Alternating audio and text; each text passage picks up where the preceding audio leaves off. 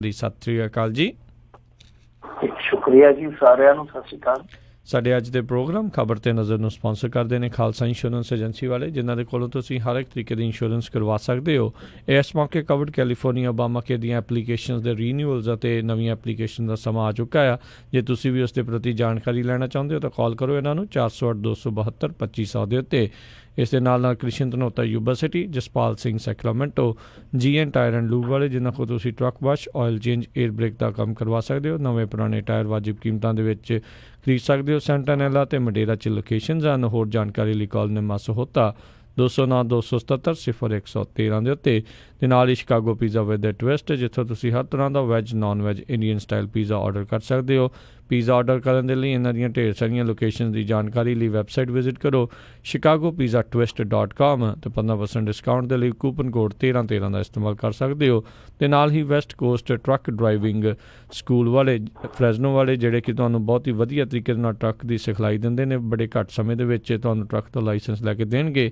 ਹੋਰ ਜਾਣਕਾਰੀ ਲਈ ਕਾਲ ਅਜੀਤ ਅਟਵਾਲ 559-374-4541 ਜਾਂ ਫਰਾਂਸਿਸਕੋ ਰਵੇਰਾ 559-800-0590 ਦੇ ਉੱਤੇ। ਇਹਨਾਂ ਸਾਰਿਆਂ ਦਾ ਬਹੁਤ ਬਹੁਤ ਅਸੀਂ ਧੰਨਵਾਦ ਕਰਦੇ ਹਾਂ। ਜੇਕਰ ਤੁਸੀਂ ਜਾਂ ਕੋਈ ਹੋਰ ਕਾਰੋਬਾਰ ਇਸ ਪ੍ਰੋਗਰਾਮ ਨੂੰ ਸਪਾਂਸਰ ਕਰਨਾ ਚਾਹੁੰਦੇ ਹੋ, ਸੰਪਰਕ ਕਰ ਸਕਦੇ ਹੋ ਨੰਬਰ 408-722-7698 ਦੇ ਉੱਤੇ। ਮਿੰਟੂ ਜੀ, ਗੱਲਬਾਤ ਦਾ ਸਿਲਸਿਲਾ ਕਰਦੇ ਹਾਂ ਜੀ ਆਪਾਂ ਸ਼ੁਰੂ। ਕਹਿੰਦੇ ਰੇਲਵੇ ਦੀ ਚੋਰੀ ਨੇ ਸਭ ਨੂੰ ਹੈਰਾਨ ਕੀਤਾ। ਦੇਖੋ, ਰੇਲ ਦਾ ਜਿਹੜਾ ਇਹ ਖੇਲ ਆ, ਤੁਹਾਨੂੰ ਪਤਾ ਕਈ ਵਾਰ ਸੁਰਖੀਆਂ 'ਚ ਰਹਿ ਚੁੱਕਾ। ਅੱਗੇ ਵੀ ਖਾਣਾ ਹੋਵੇ, ਚਾਹੇ ਇਹਨੂੰ ਸੰਭਾਲਣ ਵਾਲਿਆਂ ਦਾ ਲਾਊ ਵਤੀਰਾ ਹੋਵੇ, ਉਹ ਹਮੇਸ਼ਾ ਕਿਤੇ ਨਾ ਕਿਤੇ ਸੁਰਖੀਆਂ 'ਚ ਰਹਿੰਦਾ ਆ। ਖੈਰ ਇਸ ਵਾਰੀ ਜਿਹੜਾ ਉਹ ਇਸ ਪੱਖ ਤੋਂ ਕਹਿ ਸਕਦੇ ਆ ਕਿ ਜਗੋ ਤੇਰਵੀਂ ਵਾਲਾ ਕੰਮ ਆ, ਕਿਉਂਕਿ ਇਹ ਕਹਿੰਦੇ ਆ ਕਿ ਬਹੁਤਾ ਮਾਲ ਸਾਡਾ ਜਿਹੜਾ ਉਹ ਯਾਤਰੀ ਹੀ ਲੈ ਕੇ ਆ।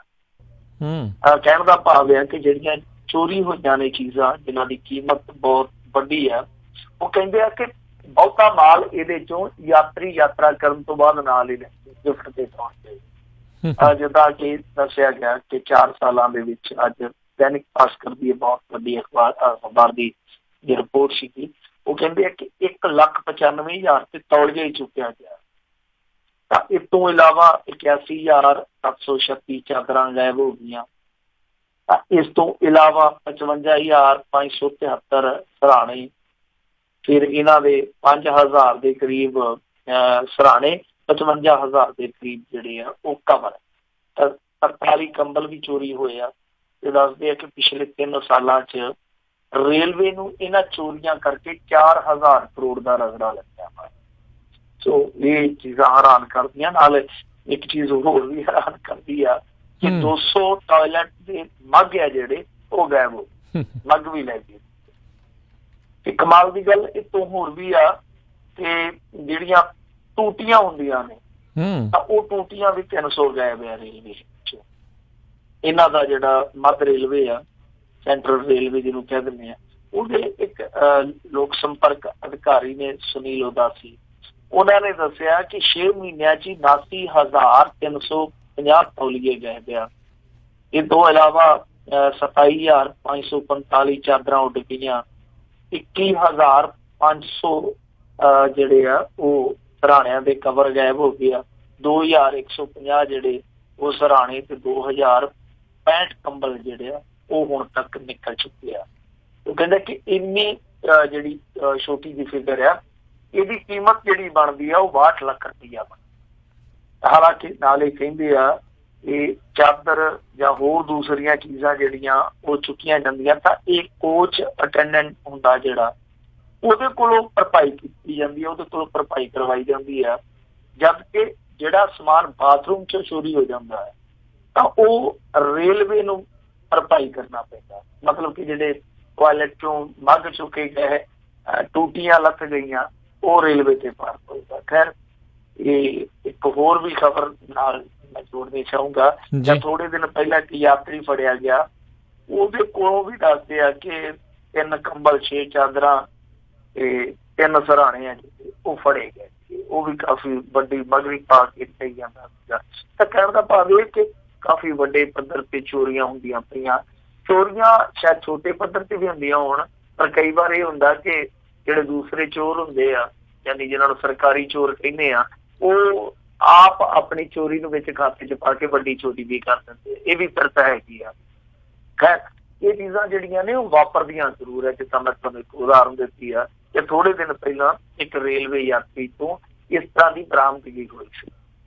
ਲੋਕ ਵੀ ਰੇਲਵੇ ਪ੍ਰਾਪਰਟੀ ਨੂੰ ਆਪਣਾ ਸਮਝਦੇ ਤੋਂ ਵੀ ਆਪਣਾ ਸਮਝਦੇ। ਸ਼ਾਇਦ ਆਪਣਾ ਤਾਂ ਭਾਵ ਇਹ ਆ ਕਿ ਇਹਨਾਂ ਦਾ ਸਲੋਗਨ ਹੈ ਕਿ ਰੇਲਵੇ ਆਪਕੀ ਸੰਪत्ति ਹੈ, ਮਤਲਬ ਰੇਲਵੇ ਆਪਕੀ ਪ੍ਰਾਪਰਟੀ ਹੈ। ਤਾਂ ਜਨਤਾ ਉਹਨੂੰ ਸੀਰੀਅਸਲੀ ਲੈ ਗਈ ਆ ਕਿ ਰੇਲਵੇ ਸਾਡੀ ਆ, ਜਿੰਨਾ ਮਰਜ਼ੀ ਇਹਨੂੰ ਜਿੰਨਾ ਮਰਜ਼ੀ ਜੂਸ ਲਓ। ਉਧਰ ਮੇਰੇ ਖਿਆਲ ਦੇ ਨਾਲ ਇਹ ਗੱਲ ਅਫਸਰਸ਼ਾਹੀ ਵੀ ਚੁੱਕਦੀ ਆ। ਉਹ ਵੀ ਕਹਿੰਦੇ ਆ ਕਿ ਰੇਲਵੇ ਜਿਹੜੀ ਆਪਣੀ ਸੰਪत्ति ਹੈ। ਤਾਂ ਆਪਣੀ ਸੰਪत्ति ਜਿਹੜੀ ਆ ਉਹ ਇੱਥੇ ਇੰਡੀਆ 'ਚ ਉਹ ਸਿਰਫ ਲੁੱਟ ਦੇ ਕੰਮ ਲਈ ਜਾਂਦੀ ਆ, ਸਾਂਭਣ ਦੇ ਕੰਮ ਨਹੀਂ ਲਈ। ਲੱਗਦਾ ਟੂਟੀਆਂ ਲੈਣ ਦੇ ਲਈ ਸਾਰੇ ਜਣੇ ਰੈਂਚ ਵੀ ਨਾਲ ਹੀ ਲਈ ਜਾਂਦੇ ਸੀਗੇ, ਖੋਲ ਲਓ ਹੁਣ ਜਿੱਥੇ ਜੀ। ਤੇ ਅਗਲੀ ਆਪਾਂ ਮਿੰਟੂ ਜੀ ਗੱਲ ਕਰਦੇ ਹਾਂ, ਕਹਿੰਦੇ ਮਜੀਠੀਆ ਨੂੰ ਤਲਬ ਕਰਨ ਵਾਲੇ ਈਡੀ ਅਫਸਰ ਦਾ ਅਸਤੀਫਾ। ਉਹ ਗਾਣਾ ਨਾ, ਜੇ ਮੈਂ ਤੁਰ ਗਈ ਨਰਿੰਜਨਾ ਰੋਵੇਗਾ, ਇੱਥੇ ਤੇ ਨਰਿੰਜਨ ਦੇ ਤੁਰ ਜਾਣ ਤੇ ਕਈ ਹੱਸਦੇ ਹੋਣੇ ਆ। ਕੀ ਹੋਇਆ? ਖੈਰ ਇਹ ਤੁਹਾਨੂੰ ਪਤਾ ਹੀ ਆ ਕਿ ਜਿਹੜਾ ਇੰਟਰਨੈਸ਼ਨਲ ਇੱਕ ਡਰੱਗ ਰੈਕਟ ਫੜਿਆ ਗਿਆ, ਉਸ ਤੋਂ ਬਾਅਦ ਉੱਠਕ ਬੈਠਕ ਜੋ ਹੋਈ, ਜਗਦੀਸ਼ ਭੋਲੇ ਦੀ ਸਟੇਟਮੈਂਟ, ਇੱਕ ਹੋਰ ਸੀ ਇਹਨਾਂ ਦਾ ਮੁਲਜ਼ਮਾਂ ਦਾ ਬੰਦਾ, ਉਹਨੇ ਵੀ ਸਟੇਟਮੈਂਟ ਦਿੱਤੀ ਸੀ। ਬਿਕਰਮ ਮਜੀਠੀਏ ਦਾ ਨਾਮ ਆਇਆ, ਬਿਕਰਮ ਮਜੀਠੀਏ ਨੂੰ ਤਲਬ ਕੀਤਾ ਗਿਆ। ਫਿਰ ਗੱਲ ਜਿਹੜੀ ਆ ਉਹ ਖੜ ਗਈ, ਵਿੱਚ ਅਰਵਿੰਦ ਕੇਜਰੀਵਾਲ ਦੀ ਮਾਫੀ ਦਾ ਰੌਲਾ ਵੀ ਪਿਆ। ਇਹ ਸਾਰਾ ਘਟਨਾਕ੍ਰਮ ਲਗਾਤਾਰ ਜਾਰੀ ਆ ਪਿਛਲੇ 3-3.5 ਸਾਲ ਤੋਂ। ਤੇ ਇਸ ਦਰਮਿਆਨ ਸਭ ਤੋਂ ਵੱਡੀ ਜਿਹੜੀ ਟੋਪ ਸੀ ਇਸ ਮਾਮਲੇ, ਜਾਂ ਕਹਿ ਲਈਏ ਕਿ ਟੋਪ ਸੀ, ਤਾਂ ਉਹ ਸੀਗਾ ਨਿਰੰਜਨ। ਕਿਉਂਕਿ ਤੁਹਾਨੂੰ ਯਾਦ ਹੋਣਾ ਇੱਕ ਵੇਲਾ ਏਦਾਂ ਦਾ ਆ ਗਿਆ ਸੀਗਾ ਕਿ ਨਿਰੰਜਨ ਸਿੰਘ ਨੂੰ ਬਦਲਿਆ ਗਿਆ ਸੀ ਤੋਂ ਕਲਕੱਤੇ ਦਾ, ਮੇਰੇ ਖਿਆਲ ਦੇ ਨਾਲ ਇਹਦਾ ਤਬਾਦਲਾ ਹੋ ਗਿਆ ਸੀਗਾ। ਤਾਂ ਕੁਛ ਸਮਾਜ ਸੇਵੀ ਜਿਹੜੇ ਕਿ ਕਾਨੂੰਨੀ ਕਿੱਤੇ ਨਾਲ ਹੀ ਜੁੜੇ ਸੀਗੇ, ਉਹ ਹਾਈ ਕੋਰਟ 'ਚ ਚਲੇ ਗਏ ਸੀਗੇ। ਉਹਨਾਂ ਨੇ ਸਪੋਰਟ ਕਰਕੇ ਇਹ ਤਬਾਦਲਾ ਰਖਵਾਇਆ। ਹਾਈ ਕੋਰਟ ਨੇ ਕਿਹਾ ਸੀਗਾ ਕਿ ਤੁਸੀਂ ਉਹ ਹੀ ਜਾਂਚ ਪੜਤਾਲ ਦੇ ਅਧਿਕਾਰੀ ਰਹੋਗੇ ਔਰ ਤੁਹਾਡਾ ਤਬਾਦਲਾ ਨਹੀਂ ਹੋਗਾ। ਸੋ ਇਹ ਸਾਰਾ ਕੁਝ ਚੱਲਦਾ ਸੀਗਾ। ਪਰ ਇਸੇ ਦਰਮਿਆਨ ਖਬਰ ਆ ਗਈ ਕਿ ਨਿਰੰਜਨ ਸਿੰਘ ਅਸਤੀਫਾ ਦੇ ਕੇ ਤੇ ਘਰ ਨੂੰ ਚੱਲਿਆ। ਵੈਸੇ ਤੇ ਉਹਨੇ ਜੋ ਹਵਾਲਾ ਦਿੱਤਾ, ਜੋ ਤਰਕ ਦਿੱਤਾ ਇਸ ਅਸਤੀਫੇ ਦੇ ਵਿੱਚ, ਉਹ ਇਹ ਗੱਲ ਕਹੀ ਆ ਕਿ ਮੇਰੀ ਆਪਣੀ ਕੋਈ ਜ਼ਾਤੀ ਮਜਬੂਰੀ ਆ, ਮੇਰੇ ਆਪਣੇ ਨਿੱਜੀ ਕਾਰਨ ਆ, ਜਿਹਦੇ ਕਰਕੇ ਮੈਂ ਅਸਤੀਫਾ ਦੇ ਕੇ ਜਾ ਰਿਹਾ। ਪਰ ਤੁਹਾਨੂੰ ਥੋੜਾ ਜਿਹਾ ਪਿੱਛੇ ਜਾਣਾ ਪਊਗਾ। ਯਾਦ ਹੋਊਗਾ, ਵੈਸੇ ਆਪਾਂ ਇਸ ਪ੍ਰੋਗਰਾਮ 'ਚ ਉਹਦੀ ਖਬਰ ਵੀ ਕੀਤੀ ਆ ਗੱਲਬਾਤ ਦੀ, ਕਿ ਇਹਨਾਂ ਨੇ ਇੱਕ ਅਦਾਲਤ ਦੇ ਵਿੱਚ ਜਾ ਕੇ ਇੱਕ ਸਟੇਟਮੈਂਟ ਦਿੱਤੀ ਸੀ ਥੋੜੇ ਦਿਨ ਪਹਿਲਾਂ, ਔਰ ਜਿਹਦੇ 'ਚ ਕਿਹਾ ਸੀਗਾ ਕਿ ਬਿਕਰਮ ਮਜੀਠੀਆ ਨੂੰ ਹਾਲੇ ਕਲੀਨ ਚਿੱਟ ਨਹੀਂ ਦਿੱਤੀ, ਉਹ ਜਾਂਚ ਪੜਤਾਲ 'ਚ ਸਹਿਯੋਗ ਨਹੀਂ ਕਰ ਰਿਹਾ।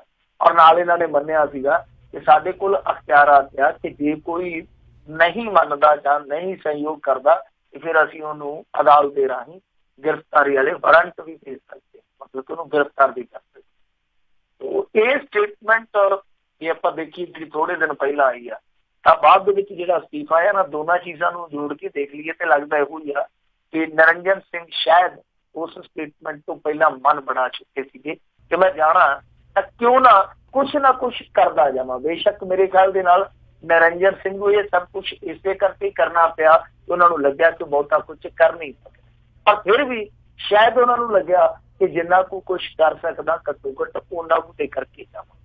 ਬਹਰਹਾਲ ਇਸ ਮੁੱਦੇ ਤੇ ਸਿਆਸਤ ਬਹੁਤ ਤਿੱਖੀ ਹੋਈ ਪਈ ਆ।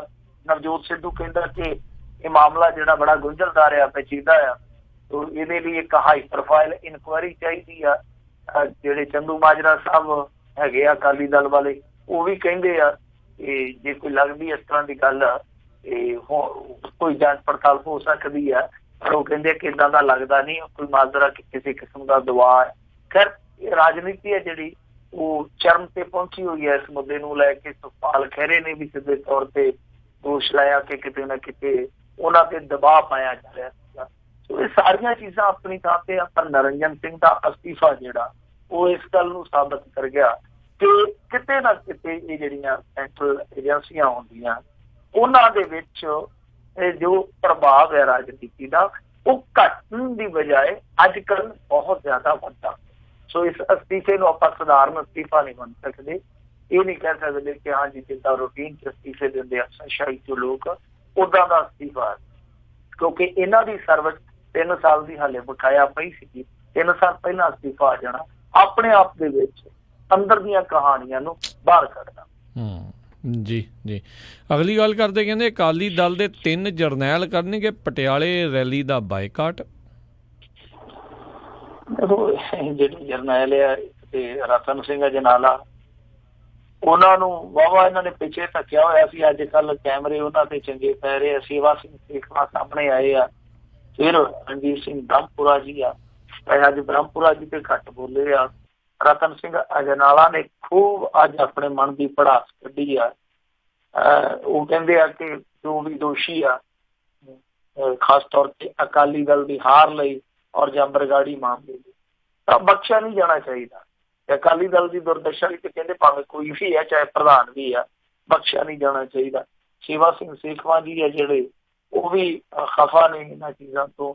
ਰੈਲੀਆਂ ਤੇ ਵੀ ਇਹਨਾਂ ਨੇ ਸਵਾਲ ਖੜੇ ਕੀਤੇ ਆ ਕਿ ਕਿਹੜੇ ਚੱਕਰਾਂ 'ਚ ਪੈ ਗਏ, ਸ਼ੋਸ਼ੇਬਾਜ਼ੀ, ਇਲਜ਼ਾਮਬਾਜ਼ੀ। ਅਕਾਲੀ ਦਲ ਨੂੰ ਇੱਧਰ ਨਹੀਂ ਜਾਣਾ ਚਾਹੀਦਾ, ਸਗੋਂ ਮੰਥਨ ਕੀਤਾ ਜਾਣਾ ਚਾਹੀਦਾ ਕਿ ਕਿੱਥੇ ਸਮੱਸਿਆਵਾਂ ਨੇ, ਕਿੱਥੇ ਚੀਜ਼ਾਂ ਜਿਹੜੀਆਂ ਗਲਤ ਵਾਪਰੀਆਂ ਨੇ। ਖੈਰ, ਇਹਨਾਂ ਨੇ ਕਿਹਾ ਕਿ ਜਿਨ੍ਹਾਂ ਨੇ ਉਸ ਦਿਨ ਪ੍ਰੈਸ ਕਾਨਫਰੰਸ ਕੀਤੀ ਸੀ, ਉਹਨਾਂ ਦੇ ਵਿੱਚੋਂ ਕੋਈ ਵੀ ਹੈ ਜਿਹੜਾ ਉਹ ਰੈਲੀ 'ਚ ਨਹੀਂ ਜਾਊਗਾ।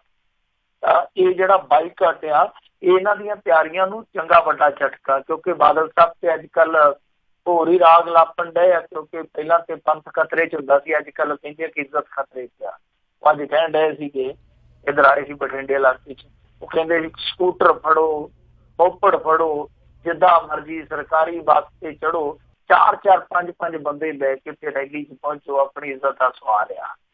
ਇਹ ਕਹਿੰਦੇ ਇਸ ਤਰ੍ਹਾਂ ਲੱਗੇ ਵੀ ਪਿੰਡ ਸਾਰਾ ਕਿਸੇ ਪਾਸੇ ਮੇਲੇ ਤੇ ਚਲਾ ਗਿਆ, ਉਹਨੂੰ ਸਰਾਹ ਕਰ ਦਿਓ, ਸਾਰੇ ਹੁਮਾ ਕੇ ਪਹੁੰਚ ਜਾਓ। ਇੱਕ ਪਾਸੇ ਇੱਜ਼ਤ ਖਤਰੇ 'ਚ ਆ, ਦੂਸਰੇ ਪਾਸੇ ਇਹਨਾਂ ਦੇ ਆਪਣੇ ਬੰਦੇ ਆ ਜਿਹੜੇ ਉਹ ਕਹਿੰਦੇ ਰੈਲੀ 'ਚ ਨਹੀਂ ਜਾਣਾ। ਇਹਦਾ ਮਤਲਬ ਹੈ ਕਿ ਅਕਾਲੀ ਦਲ ਦੀ ਨਾ ਸਿਰਫ ਬਾਹਰੀ ਸੰਕਟ ਆ, ਬਲਕਿ ਅੰਦਰੂਨੀ ਸੰਕਟ ਵੀ ਡੂੰਘਾ ਹੋਰ ਹੁੰਦਾ ਜਾ ਰਿਹਾ, ਗੁੰਝਲਦਾਰ ਹੁੰਦਾ ਜਾ ਰਿਹਾ। ਕਿਉਂਕਿ ਢੀਂਡਸਾ ਦਾ ਅਸਤੀਫਾ ਆ, ਉਹਦੇ ਬਾਰੇ ਬਾਦਲ ਸਾਹਿਬ ਕਹਿੰਦੇ ਕਿ ਉਹ ਤੇ ਆਪਣਾ ਬੇਲੀ ਆ, ਭਰਾ ਆ, ਉਹ ਥੋੜੇ ਜਿਹੇ ਬਿਰਧ ਹੋ ਗਏ ਸੀ। ਹਾਲਾਂਕਿ ਆਪ ਢੀਂਡਸਾ ਸਾਹਿਬ ਤੋਂ ਇਹ ਕਈ ਵਰੇ ਵੱਡੇ ਆ, ਕਹਿੰਦੇ ਉਹ ਬਜ਼ੁਰਗ ਹੋ ਗਏ, ਉਹਨਾਂ ਨੇ ਤਾਂ ਅਸਤੀਫਾ ਦਿੱਤਾ। ਪਰ ਵੱਡਾ ਢੀਂਡਸਾ ਵੀ ਨਹੀਂ ਲੱਭਦਾ ਪਿਆ। ਛੋਟਾ ਢੀਂਡਸਾ ਤੇ ਨਜ਼ਰ ਆ ਰਿਹਾ, ਵੱਡਾ ਢੀਂਡਸਾ ਜਿਹੜਾ ਉਹ ਨਹੀਂ ਲੱਭਦਾ ਪਿਆ। ਇਸੇ ਦਰਮਿਆਨ ਇਹਨਾਂ ਰੈਲੀਆਂ ਦੀ ਜਿਹੜੀ ਤਿਆਰੀ ਆ ਉਹ ਚਰਮ ਤੇ ਆ, ਉਹ ਸਿਖਰ ਤੇ ਪਹੁੰਚੀ ਪਈ ਆ। ਜਾਖੜ ਜਿਹੜਾ ਉਹ ਅੱਜ ਇੱਥੇ ਕਿਲਿਆਂ ਵਾਲੇ ਆ ਕੇ ਸਾਰਾ ਤਿਆਰੀਆਂ ਦਾ ਜਾਇਜ਼ਾ ਲੈ ਕੇ ਗਿਆ। ਦੂਸਰੇ ਪਾਸੇ ਬਾਦਲ ਸਾਹਿਬ ਹੈ ਜਿਹੜੇ, ਉਹ ਅੱਡੀ ਚੋਟੀ ਦਾ ਜ਼ੋਰ ਲਾਉਂਦੇ ਪਏ ਆ। ਤਲਵੰਡੀ ਸਾਬੋ ਅੱਜ ਆਉਣਾ ਸੀਗਾ, ਮੀਟਿੰਗਾਂ ਕਰਨੀਆਂ ਸੀਗੀਆਂ। ਰਸਤੇ ਦੇ ਵਿੱਚ ਅਕਾਲੀ ਦਲ ਅੰਮ੍ਰਿਤਸਰ ਦੇ ਸ਼ਾਇਦ ਕੁਛ ਕਾਰਕੁਨ ਸੀ, ਕੁਛ ਹੋਰ ਸਿੱਖ ਜਥੇਬੰਦੀਆਂ ਦੇ ਹੋਣਗੇ। ਇਹਨਾਂ ਦਾ ਕਲੈਸ਼ ਵੀ ਹੋਇਆ ਅਕਾਲੀ ਦਲ ਦੇ ਵਰਕਰਾਂ ਦੇ ਨਾਲ। ਇਹਨਾਂ ਨੇ ਜਬਰੀ ਬੱਸਾਂ ਰੋਕਣ ਦਾ ਯਤਨ ਕੀਤਾ। ਦੋਸ਼ ਲਾਉਂਦੇ ਅਕਾਲੀ ਦਲ ਵਾਲੇ ਸਾਡੀਆਂ ਬੱਸਾਂ ਦੀ ਭੰਨ ਤੋੜ ਵੀ ਕੀਤੀ ਆ, ਪੁੱਠਾ ਸਿੱਧਾ ਬੋਲੇ ਆ। ਉਸ ਤੋਂ ਬਾਅਦ ਉਹਨਾਂ ਨੇ ਹਮਲਾ ਕੀਤਾ, ਉਹਦੇ 'ਚ ਵੀ 3-4 ਬੰਦੇ ਫਟ ਚੜਿਆ। ਤਾਂ ਕਹਿਣ ਦਾ ਮਤਲਬ ਹੈ ਕਿ ਇੱਕ ਪਾਸੇ ਪਾਰਟੀਆਂ ਦੇ ਆਪਣੇ ਅੰਦਰੂਨੀ ਸੰਕਟ ਆ ਜਾਂ ਸਿਆਸੀ ਪੈਂਤੜੇਬਾਜ਼ੀਆਂ ਵਾਲੇ ਕੰਮ ਚੱਲਦੇ ਪਏ ਆ, ਦੂਸਰੇ ਪਾਸੇ ਮੁੱਢ ਵੀ ਵੱਜਦਾ ਪਿਆ ਕਿ ਕਿਤੇ ਨਾ ਕਿਤੇ ਇਹ ਰੈਲੀਆਂ ਜਿਹੜੀਆਂ ਉਹ ਇਹ ਵੀ ਸੰਭਾਵਨਾ ਰੱਖਦੀਆਂ ਕਿ ਇੱਕੋ ਦਿਨ ਇਸ ਤਰ੍ਹਾਂ ਜਿੱਦਾਂ ਪੰਥਕ ਇਕੱਠ ਵੀ ਹੋਣਾ, ਪੰਥਕ ਇਕੱਤਰਤਾ ਵੀ ਹੋਣੀ ਹੈ, ਦੂਸਰੇ ਪਾਸੇ ਅਕਾਲੀਆਂ ਦੀ ਰੈਲੀ ਆ, ਤੀਸਰੇ ਪਾਸੇ ਕਾਂਗਰਸ ਦੀ ਰੈਲੀ ਆ। ਤਾਂ ਇਹ ਸੰਭਾਵਨਾ ਵੀ ਮੁੱਢ ਬੰਨ੍ਹਦੀ ਪਈ ਆਪਣੇ ਆਪ ਦੇ ਵਿੱਚ ਕਿ ਕਿਤੇ ਕੋਈ ਗੜਬੜੀ ਨਾ ਹੋਵੇ। ਇਹ ਵੇਖਣ ਵਾਲੀ ਗੱਲ ਆ। ਪਰ ਅਕਾਲੀ ਦਲ ਲਈ ਕਾਫੀ ਮੁਸ਼ਕਲਾਂ ਖੜੀਆਂ ਹੋ ਰਹੀਆਂ ਇਸ ਰੈਲੀ ਨੂੰ ਧਾਕਦਾਰ ਬਣਾਉਣ ਲਈ। ਇਸ ਰੈਲੀ ਨੂੰ ਬਹੁਤ ਉਚਾਈ ਤੇ ਲਿਜਾਣ ਲਈ ਜ਼ੋਰ ਬਥੇਰਾ ਲਾਉਂਦੇ ਪਏ ਆ। ਪਰ ਹੁੰਦਾ ਕੀ ਆ, ਉਹ ਜਿਵੇਂ ਆਂਦੇ ਹੁੰਦੇ ਨਾ ਕਿ ਰੋਗ ਵੱਧਦਾ ਗਿਆ ਜੋ ਦਵਾ ਕੀ, ਜਿਵੇਂ ਜਿਵੇਂ ਇਹ ਦਵਾ ਕਰਦੇ ਪਏ ਰੋਗ ਵੱਧਦਾ ਪਿਆ। ਕਿਉਂਕਿ ਆਪਣੇ ਬੰਦੇ ਆ ਜਿਹੜੇ, ਉਹ ਇਹਨਾਂ ਦੇ ਜ਼ਖਮਾਂ ਨੂੰ ਦੁਬਾਰਾ ਜਿਵੇਂ ਖਰੀਦ ਆ ਜਾਂਦਾ ਉਹ ਖੁਰਚ ਦਿੰਦੇ ਆ। ਜੀ ਜੀ। ਅਗਲੀ ਗੱਲ ਕਰਦੇ, ਕਹਿੰਦੇ ਜਿਹੜੇ ਸਿਰਸੇ ਵਾਲੇ ਦੇ ਮੁਖੀ ਰਾਮ ਰਹੀਮ ਨੂੰ ਮਿਲੀ ਜ਼ਮਾਨਤ। ਦੇਖੋ ਨਹੀਂ, ਜ਼ਮਾਨਤ ਤੇ ਮਿਲ ਗਈ ਆ, ਪਰ ਇਹਦਾ ਜਿਹੜਾ ਅੰਨ ਪਾਣੀ ਆ ਜੇਲ੍ਹ ਵਾਲਾ ਉਹ ਨਹੀਂ ਮੁੱਕਣਾ। ਕਿਉਂਕਿ ਇਹਨੂੰ ਜਿਹੜੀ ਬੇਲ ਮਿਲੀ ਆ, ਉਹ ਬੇਲ ਮਿਲੀ ਆ 400 ਸਾਧੂਆਂ ਨੂੰ ਨਿਪੁੰਸਕ ਬਣਾਉਣ ਦੇ ਮਾਮਲੇ 'ਚ।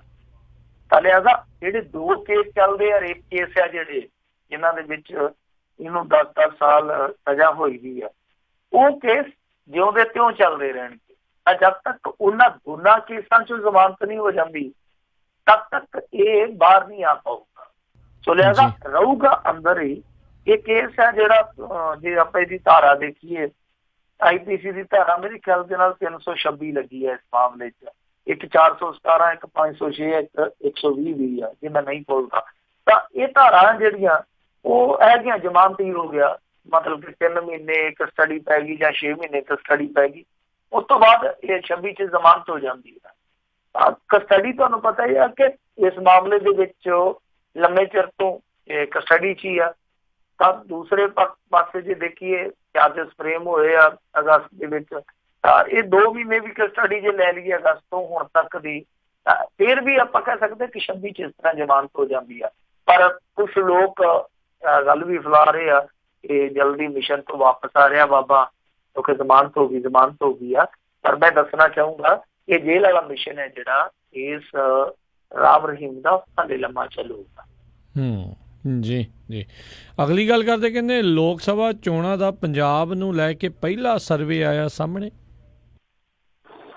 ਦੇਖੋ ਇਹ ਸਰਵੇ ਹੁਣ ਇਸ ਤਰ੍ਹਾਂ ਆਉਣੇ ਆ ਜਿਸ ਤਰ੍ਹਾਂ ਆਪਣੇ ਛੋਟੇ ਹੁੰਦੇ ਦੇਖਦੇ ਪਿੰਡਾਂ 'ਚ ਡਮਰੂ ਭਮੀਰੀਆਂ ਆਉਂਦੇ ਹੁੰਦੇ ਸੀਗੇ ਨਾ ਵੇਖਣ, ਇਹ ਏਦਾਂ ਡਮਰੂ ਭਮੀਰੀਆਂ ਨੂੰ ਆਉਣੇ ਆ। ਸੋ ਇਹ ਜਿਹੜਾ ਸਰਵੇ ਆਇਆ, ਪਹਿਲਾ ਸਰਵੇ ਆਇਆ, ਇਹ ਪੰਜਾਬ ਨੂੰ ਲੈ ਕੇ ਜਿੱਦਾਂ ਆਪਾਂ ਕਹੀਏ ਪਹਿਲਾ ਸਰਵੇ ਆਇਆ। ਵੈਸੇ ਇਹ ਜਿਹੜਾ ਸਰਵੇ ਆ ਖਾਸ ਤੌਰ ਤੇ AVP ਵਾਲਿਆਂ ਦਾ, AVP ਜਿਹਨੂੰ ਆਪਾਂ ਕਹਿ ਦਿੰਦੇ ਹਾਂ, ਸੀ ਵੋਟਰ ਨਾਲ ਆ ਇਹਨਾਂ ਦਾ ਇੱਕ ਸਰਵੇ ਅੱਗੇ ਆ ਗਿਆ ਰਾਜਸਥਾਨ ਮੱਧ ਪ੍ਰਦੇਸ਼ ਨੂੰ ਲੈ ਕੇ। ਤਾਂ ਉਹਦੇ ਵਿੱਚ ਇਹਨਾਂ ਨੇ ਭਾਜਪਾ ਨੂੰ ਹਰਿਆ ਦਿਖਾਇਆ ਦੋਨਾਂ ਸਟੇਟਾਂ ਦੇ ਵਿੱਚ, ਮੱਧ ਪ੍ਰਦੇਸ਼ ਦੇ ਵਿੱਚ ਵੀ ਤੇ ਰਾਜਸਥਾਨ ਦੇ ਵਿੱਚ ਵੀ।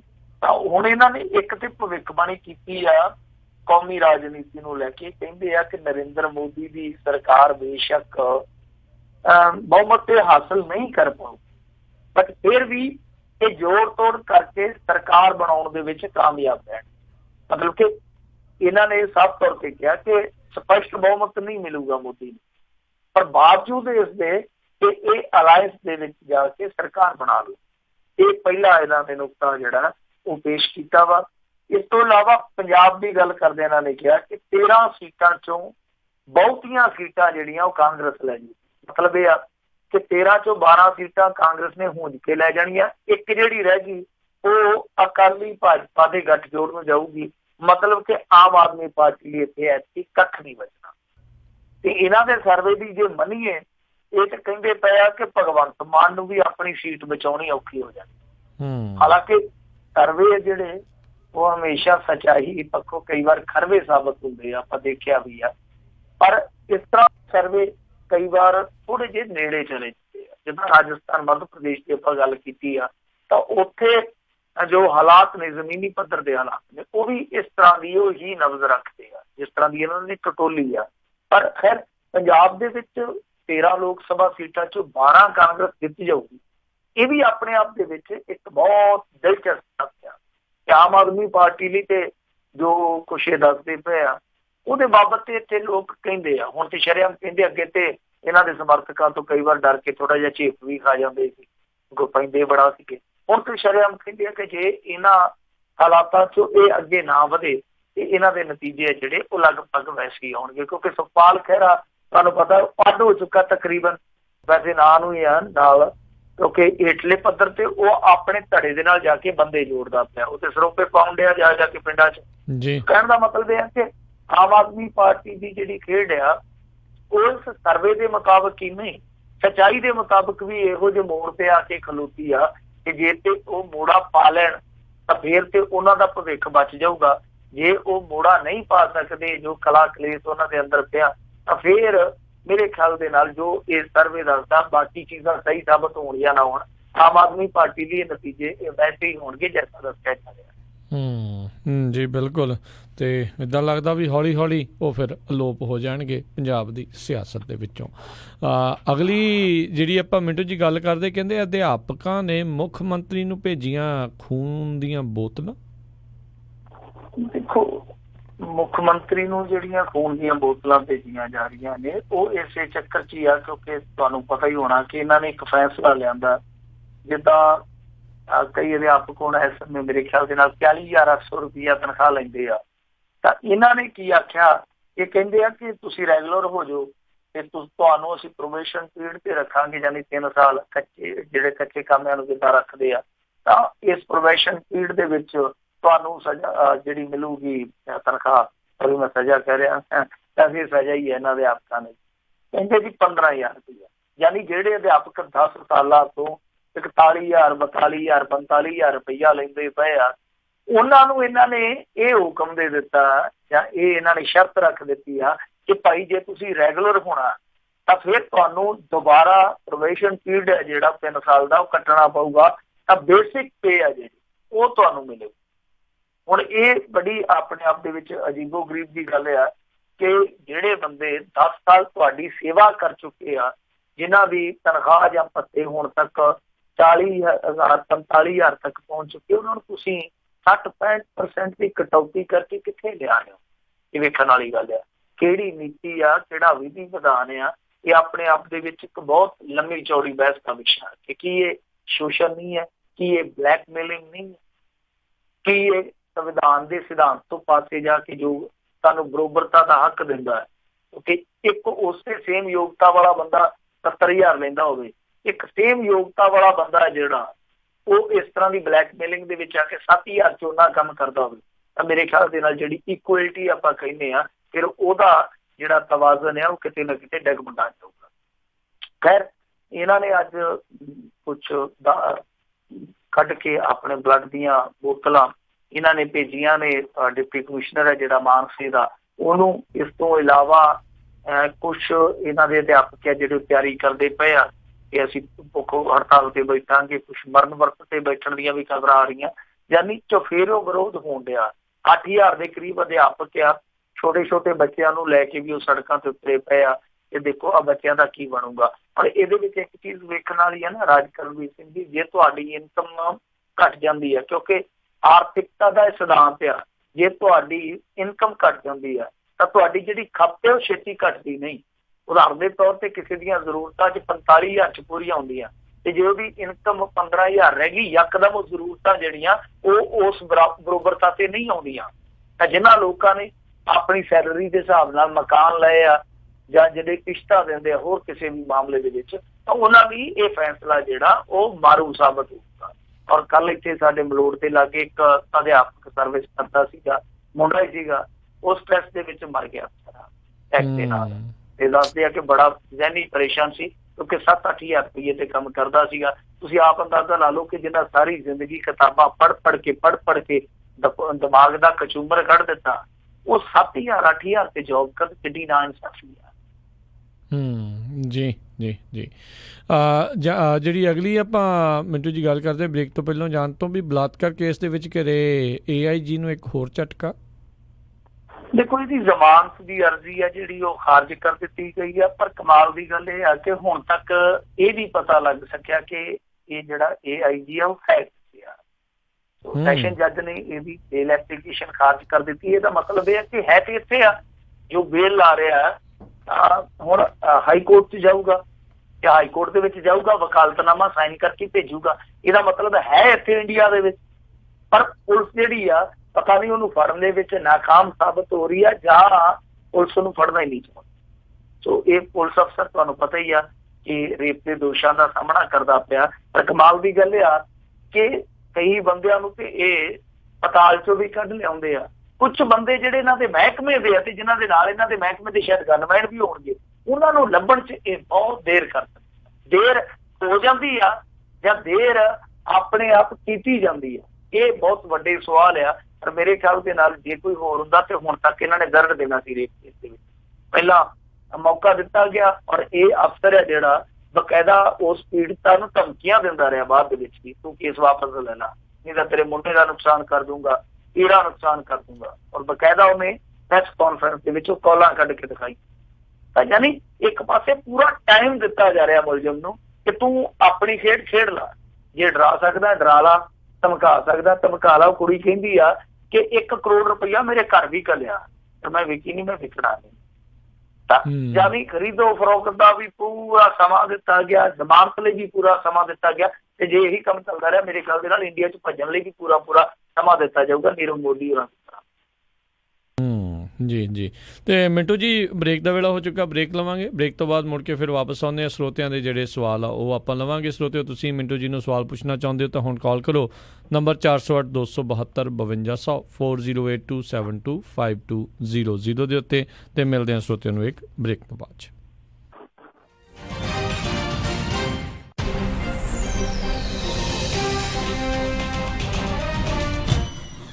ਉਹ ਕਿੱਥੇ ਰਹਿ ਗਏ ਸੀ ਤੁਸੀਂ? ਮੈਂ ਕਾਦਾ ਉਡੀਕੀ ਜਾਣਾ ਤੁਹਾਨੂੰ। ਆ ਲਓ ਸਾਰਾ ਸਮਾਨ। ਇਹ ਇੰਨਾ ਸਾਰਾ ਸਮਾਨ? ਹੋਰ ਕੀ, ਹੁਣ ਮੈਂ ਸਾਰੀਆਂ ਕੁੜਤੀਆਂ ਵੀ ਲੈ ਆਈਆਂ, ਤੁਹਾਡੀਆਂ ਪੱਗਾਂ ਵੀ ਆ ਗਈਆਂ, ਮੁੰਡੇ ਦੀ ਸ਼ੇਰਵਾਨੀ ਵੀ ਲੈ ਆਈਆਂ ਤੇ ਰੁਮਾਲਾ ਸਾਹਿਬ ਵੀ ਲੈ ਆਈਆਂ। ਤੇ ਨਾਲੇ ਮੈਂ ਇੱਕ ਸਲਾਹ ਕਰਨੀ ਸੀ ਤੁਹਾਡੇ ਨਾਲ। ਹੁਣ ਆਪਣਾ 골ਡ ਖਰੀਦਣ ਵਾਲਾ ਹੀ ਰਹਿ ਗਿਆ ਤੇ ਕੱਲ ਤੁਸੀਂ ਮੇਰੇ ਨਾਲ ਚੱਲਿਓ। ਕਿੱਥੋਂ ਲੈਣਾ ਉਹ? ਬੱਗਾ ਪੈਲੇਸ ਤੋਂ ਹੀ। ਉਹਨਾਂ ਕੋਲ ਬਹੁਤ ਵਧੀਆ ਵੈਰਾਈਟੀ ਹੈ। ਅੱਛਾ। ਹਾਂ, ਆਪਾਂ ਉੱਥੋਂ ਸੋਨਾ ਵੀ ਖਰੀਦ ਸਕਦੇ ਆਂ ਤੇ ਨਾਲੇ ਜੇ ਕੱਲ ਨੂੰ ਲੋੜ ਪੈ ਜੇ ਤਾਂ ਸੋਨੇ ਦੇ ਬਦਲੇ ਕੈਸ਼ ਵੀ ਲੈ ਸਕਦੇ ਆਂ। ਲਿਆ ਤਾਂ ਬਹੁਤ ਵਧੀਆ। ਬੱਗਾ ਪੈਲੇਸ, ਤੁਹਾਡੀਆਂ ਬਹੁਤ ਸਾਰੀਆਂ ਲੋੜਾਂ ਲਈ ਇੱਕੋ ਥਾਂ। Bagga palace, 6618 Florin road, Sacramento. ਹੋਰ ਜਾਣਕਾਰੀ ਲਈ ਰੋਹਿਤ ਜੀ ਨੂੰ ਕਾਲ ਕਰੋ 9163931872 916 393 1872। ਮੁਸੀਬਤਾਂ ਕਦੇ ਵੀ ਦੱਸ ਕੇ ਨਹੀਂ ਆਉਂਦੀਆਂ, ਇਸ ਲਈ ਖਾਲਸਾ ਇੰਸ਼ੋਰੈਂਸ ਏਜੰਸੀ ਦੇ ਲਾਈਫ ਇੰਸ਼ੋਰੈਂਸ ਪਲਾਨਸ ਲਾਈਫ ਦੇ ਵਿੱਚ ਮੁਸੀਬਤਾਂ ਲਈ ਹਮੇਸ਼ਾ ਰਹੋ ਤਿਆਰ। Khalsa insurance agency 408 272 2500। ਬੀਜੇਸ ਗੇਅਰ ਪਿਛਲੇ 28 ਸਾਲਾਂ ਤੋਂ ਸੇਮ ਜਗ੍ਹਾ ਦੇ ਉੱਤੇ 501 ਗਲਾਈਡ ਐਵੀਨਿਊ ਵੈਸਟ ਸੈਕਰਾਮੈਂਟੋ ਵਿਖੇ ਟਰੱਕ ਟ੍ਰੇਲਰ ਦੀ ਰਿਪੇਅਰ ਕਰ ਰਹੇ ਹਨ। ਇਹਨਾਂ ਦੇ ਕੋਲੋਂ 2012 ਦੇ ਵੋਲਵੋ ਟਰੱਕ ਸੇਲ ਤੇ ਲੱਗੇ ਹਨ। ਇਹ ਇੱਕ ਕੰਪਲੀਟ ਗੇਅਰ ਸ਼ਾਪ ਹੈ। ਹਰ ਤਰ੍ਹਾਂ ਦੀ ਟਰਾਂਸਮਿਸ਼ਨ 5 ਸਪੀਡ ਤੋਂ 18 ਸਪੀਡ ਰੀਬਿਲਡ ਲੈ ਸਕਦੇ ਹੋ। ਰੌਕਵੈਲ ਈਟਨ ਸਪਾਈਸਰ ਦੇ ਰੀਅਰ ਐਂਡ ਰੀਬਿਲਡ ਵੀ ਮਿਲਦੇ ਹਨ। ਹਰ ਤਰ੍ਹਾਂ ਦਾ ਯੂਜ਼ਡ ਟਰੱਕ ਪਾਰਟ ਇਹਨਾਂ ਦੇ ਕੋਲ ਮੌਜੂਦ ਹੈ। Engine, radiator, hood, differential, slider, drive line, axle shaft, fuel tank, ਇਹ ਹਰ ਇੱਕ ਚੀਜ਼ ਇਹਨਾਂ ਦੇ ਕੋਲੋਂ ਤੁਸੀਂ ਲੈ ਸਕਦੇ ਹੋ ਤੇ ਹਮੇਸ਼ਾ ਸਟਾਕ ਦੇ ਵਿੱਚ ਹੁੰਦੀ ਹੈ। ਤੁਸੀਂ ਵੀ ਟਰੱਕ ਜਾਂ ਟ੍ਰੇਲਰ ਦਾ ਕੋਈ ਪਾਰਟ ਲੈਣਾ ਹੈ ਤਾਂ ਹਮੇਸ਼ਾ ਯਾਦ ਰੱਖੋ ਵੈਸਟ ਸੈਕਰਾਮੈਂਟੋ ਵਾਲੇ ਬੀਜੇਸ ਗੇਅਰਸ, ਨੰਬਰ 916 372 3518 916 372 3518। ਸੈਕਰਾਮੈਂਟੋ ਤੇ ਉਸਦੇ ਨਜ਼ਦੀਕੀ ਇਲਾਕਿਆਂ ਦੇ ਵਿੱਚ 24 ਆਵਰ ਟੋਇੰਗ ਅਵੇਲੇਬਲ। ਇਸ ਮਹੀਨੇ ਦੇ ਸਪੈਸ਼ਲ ਕਿਸੇ ਵੀ ਤਰ੍ਹਾਂ ਦੀ ਟਰਾਂਸਮਿਸ਼ਨ $250 ਪਲੱਸ ਟੈਕਸ। ਗੁਰੀ, ਅੱਜ ਮੇਰਾ ਘਰੇ ਖਾਣਾ ਖਾਣ ਨੂੰ ਬਿਲਕੁਲ ਦਿਲ ਨਹੀਂ ਕਰ ਰਿਹਾ। ਚੱਲ ਫਿਰ ਕਿਤੋਂ ਬਾਹਰੋਂ ਖਾਣਾ ਖਾ ਆਉਨੇ ਆ। ਮੇਰਾ ਅੱਜ ਚਾਟ ਖਾਣ ਨੂੰ ਦਿਲ ਕਰਦਾ ਹੈ, ਨਾਲੇ ਛੋਲੇ ਭਟੂਰੇ। ਦੱਸ ਫਿਰ ਕਿੱਥੇ ਖਾਣਾ ਖਾਣ ਜਾਣਾ? ਆਪਾਂ ਚੱਲਦੇ ਆ ਬੰਬੇ ਕੁਜ਼ੀਨ ਅਤੇ ਇੰਡੀਅਨ ਸਵੀਟਸ।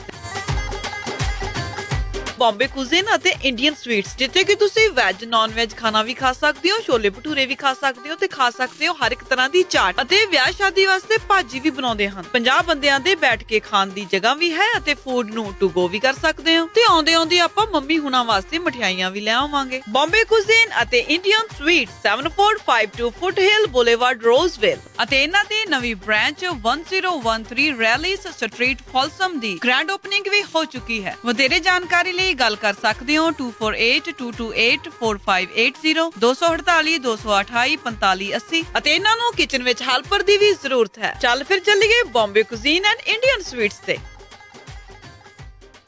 ਗੁੱਡੀ ਦੇ ਵਿਆਹ ਦੀਆਂ ਤਿਆਰੀਆਂ ਸਾਰੀਆਂ ਹੋ ਗਈਆਂ ਨੇ, ਬਟ ਜਿਊਲਰੀ ਕਿੱਥੋਂ ਬਣਵਾਈਏ? ਕਿਉਂਕਿ ਕੌਣ ਇੰਨਾ ਭਰੋਸੇਮੰਦ ਜਿਊਲਰੀ ਸਟੋਰ ਹੈ ਜਿੱਥੇ ਅੱਖਾਂ ਬੰਦ ਕਰਕੇ ਵਿਸ਼ਵਾਸ ਕੀਤਾ ਜਾਵੇ। ਗਹਿਣੇ ਹੋਣ ਵੀ ਪਿਓਰ ਕੁਆਲਿਟੀ ਦੇ ਤੇ ਹੋਣ ਵੀ ਲੇਟੈਸਟ ਡਿਜ਼ਾਈਨ ਵਾਲੇ। ਤੂੰ ਫਿਕਰ ਨਾ ਕਰ, ਅਮਰੀਕਾ ਦਾ ਇੱਕੋ ਇੱਕ ਸਭ ਤੋਂ ਪਹਿਲਾ ਤੇ ਸਭ ਤੋਂ ਭਰੋਸੇਮੰਦ ਨਾਮ ਜੀਨਾ ਜਵੈਲਰਸ।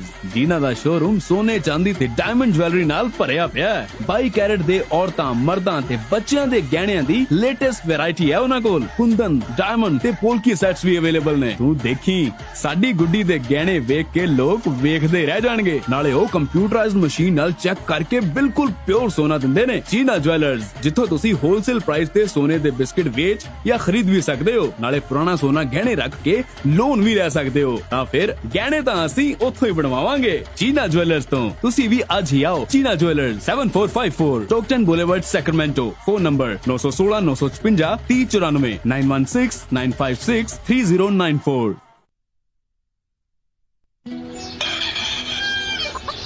ਹਰ ਚੜ੍ਹਦੀ ਸਵੇਰ ਤੋਂ ਢਲਦੀ ਰਾਤ ਤਾਈਂ, ਸਾਲ ਦੇ 365 ਤੇ ਹਫਤੇ ਦੇ 7 ਦਿਨ ਸੁਣਦੇ ਰਹੋ ਆਪਣਾ ਮਾਨਯੋਗ ਤੇ ਮਨ ਭਾਉਂਦਾ ਰੇਡੀਓ, ਪੰਜਾਬੀ ਰੇਡੀਓ USA।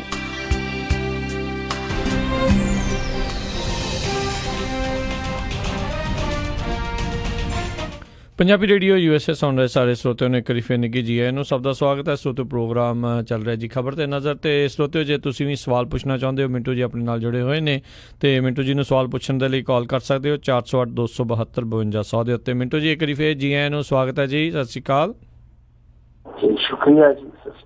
ਜੀ ਤੇ ਵਾਰੀ ਵੈਸੇ ਆਪਣੇ ਜਿਹੜੇ ਕਾਲਰਸ ਉਹਨਾਂ ਨਾਲ ਗੱਲ ਕਰਦੇ ਹਾਂ। ਬਲਰਾਜ ਜੀ ਸਤਿ ਸ਼੍ਰੀ ਅਕਾਲ ਜੀ, ਸਵਾਗਤ ਹੈ। ਹੈਲੋ ਜੀ ਭਾਈ, ਸਤਿ ਸ਼੍ਰੀ ਅਕਾਲ ਜੀ। ਸਤਿ ਸ਼੍ਰੀ ਅਕਾਲ। ਮੈਂ ਭਾਜੀ ਮਿੰਟੂ ਭਾਜੀ ਨੇ ਸਵਾਲ ਕਰਨਾ ਸੀਗਾ। ਗੱਲ ਤਾਂ ਵੈਸੇ ਪੁਰਾਣੀ ਹੈ ਖਾਸੀ, ਤੇ ਮੈਂ ਨਾ ਜਿਵੇਂ ਕੱਲ ਇੰਟਰਵਿਊ ਸੁਣਦਾ ਸੀ ਇੱਕ ਰਾਹੁਲ ਕੰਵਲ ਦੀ ਅਖਿਲੇਸ਼ ਯਾਦਵ ਦੀ ਨਾਲ, ਤੇ ਅਖਿਲੇਸ਼ ਯਾਦਵ ਕਹਿੰਦਾ ਵੀ ਜਿਹੜਾ ਲਾਲੂ ਪ੍ਰਸਾਦ ਨਾਲ ਧੱਕਾ ਹੋਇਆ ਵੀ ਉਹਨੂੰ ਜਿਹੜੀ ਸਜ਼ਾ ਹੋਈ ਹੈ ਵੀ ਧੱਕਾ ਹੋਇਆ ਉਹਦੇ ਨਾਲ, ਤੇ ਕਨਈਆ ਕੁਮਾਰ ਨੇ ਵੀ ਇਹਦੀ ਜੜਦੀ ਸਿੱਧਾ ਤਾਂ ਨਹੀਂ ਉਹਨੇ ਕਿਹਾ, ਉਹਨੇ ਵੀ ਇੰਡਾਇਰੈਕਟਲੀ ਜੇ ਇਹੀ ਗੱਲ ਕਹੀ ਆ ਵੀ ਲਾਲੂ ਨੂੰ ਜਿਹੜੀ ਸਜ਼ਾ ਹੋਈ ਆ ਉਹ ਧੱਕਾ ਹੋਇਆ। ਇੱਕ ਤਾਂ ਮੈਂ ਇਹ ਪੁੱਛਣਾ ਸੀ ਵੀ ਉਹਦੇ ਨਾਲ ਕਿੰਨਾ ਕੁ ਧੱਕਾ ਹੋਇਆ, ਤੇ ਇੱਕ ਉਹਦੀ ਤੇਜਸਵੀ ਯਾਦਵ ਦੀ ਇੰਟਰਵਿਊ ਸੁਣੀ ਸੀ, ਉਹਦੇ ਚ ਰਾਹੁਲ ਕੰਵਲ ਕਹਿੰਦਾ ਵੀ ਜਿਹੜਾ ਕਹਿੰਦੇ ਵੀ ਉਹਨੇ 90,000 ਕਰੋੜ ਦਾ ਮੁਨਾਫਾ ਕਰਕੇ ਦਿੱਤਾ ਰੇਲ ਡਿਪਾਰਟਮੈਂਟ ਚ, ਉਹ ਸਾਰਾ ਫਰਜ਼ੀ ਆ ਹਨਾ। ਇੱਕ ਮੈਂ ਉਹਦੇ ਬਾਰੇ ਪੁੱਛਣਾ ਸੀ ਵੀ ਉਹ ਫਰਜ਼ੀ ਆ ਕਿ ਸੱਚੀ ਕੁਛ ਇਹੋ ਜਿਹਾ ਹੋਇਆ ਸੀਗਾ, ਤੇ ਫੋਨ ਨਾ ਕੱਟੋ ਜੀ, ਮੈਨੂੰ ਸੁਣ ਲੈਣ ਜੀ ਜਵਾਬ। ਸੁਣ ਲਿਓ ਜੀ। ਨਹੀਂ ਦੇਖੋ, ਬੈਲੈਂਸ ਸ਼ੀਟ ਤੇ ਜਿਹੜਾ ਮੁਨਾਫਾ ਵਿਖਾਇਆ ਗਿਆ ਓਫੀਸ਼ੀਅਲੀ ਜੇ ਕੋਈ ਅੰਕੜਾ ਉਹਨਾਂ ਨੇ ਜਾਰੀ ਕੀਤਾ ਤੇ ਉਹਨੂੰ ਕਿਵੇਂ ਝੁਠਲਾਇਆ ਜਾ ਸਕਦਾ?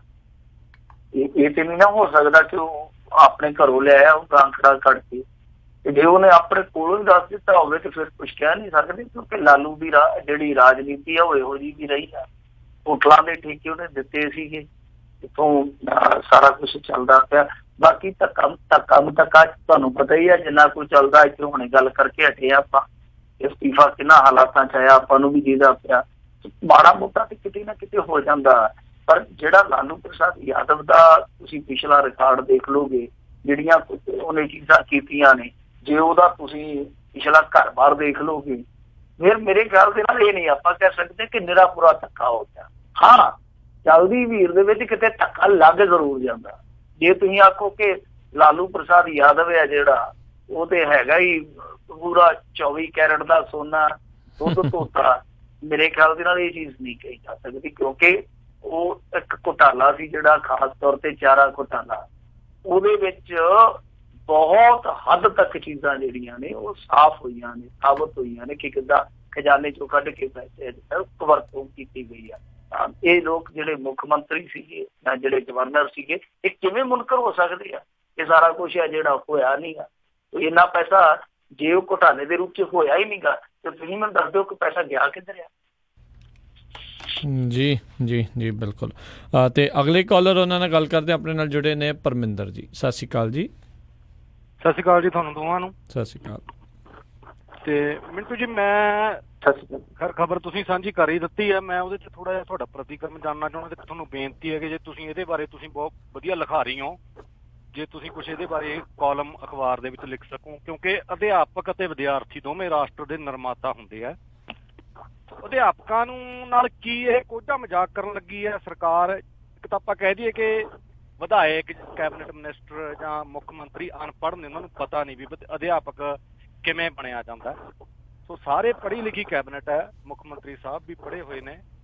ਸੋ ਮੇਰੇ ਹਿਸਾਬ ਨਾਲ ਵੀ ਜਿਹੜਾ ਇਹਨਾਂ ਦਾ 15,000 ਵਾਲਾ ਤਾਂ ਇੱਕ ਤਰ੍ਹਾਂ ਦਾ ਮਜ਼ਾਕ ਹੈ। ਗੱਲ ਰਹੀ ਪ੍ਰਵੇਸ਼ਨ ਦੀ, ਕਿਉਂਕਿ 10-10 ਸਾਲ ਹੋ ਗਏ ਉਹਨਾਂ ਨੂੰ ਪੜ੍ਹਾਉਂਦਿਆਂ ਨੂੰ, 8-9-10 ਸਾਲ। ਪ੍ਰਵੇਸ਼ਨ ਦੀ ਤਾਂ ਮੈਨੂੰ ਲੱਗਦਾ ਹੁਣ ਕੋਈ ਲੋੜ ਹੀ ਨਹੀਂ, ਜ਼ਰੂਰਤ ਹੀ ਨਹੀਂ ਹੈਗੀ।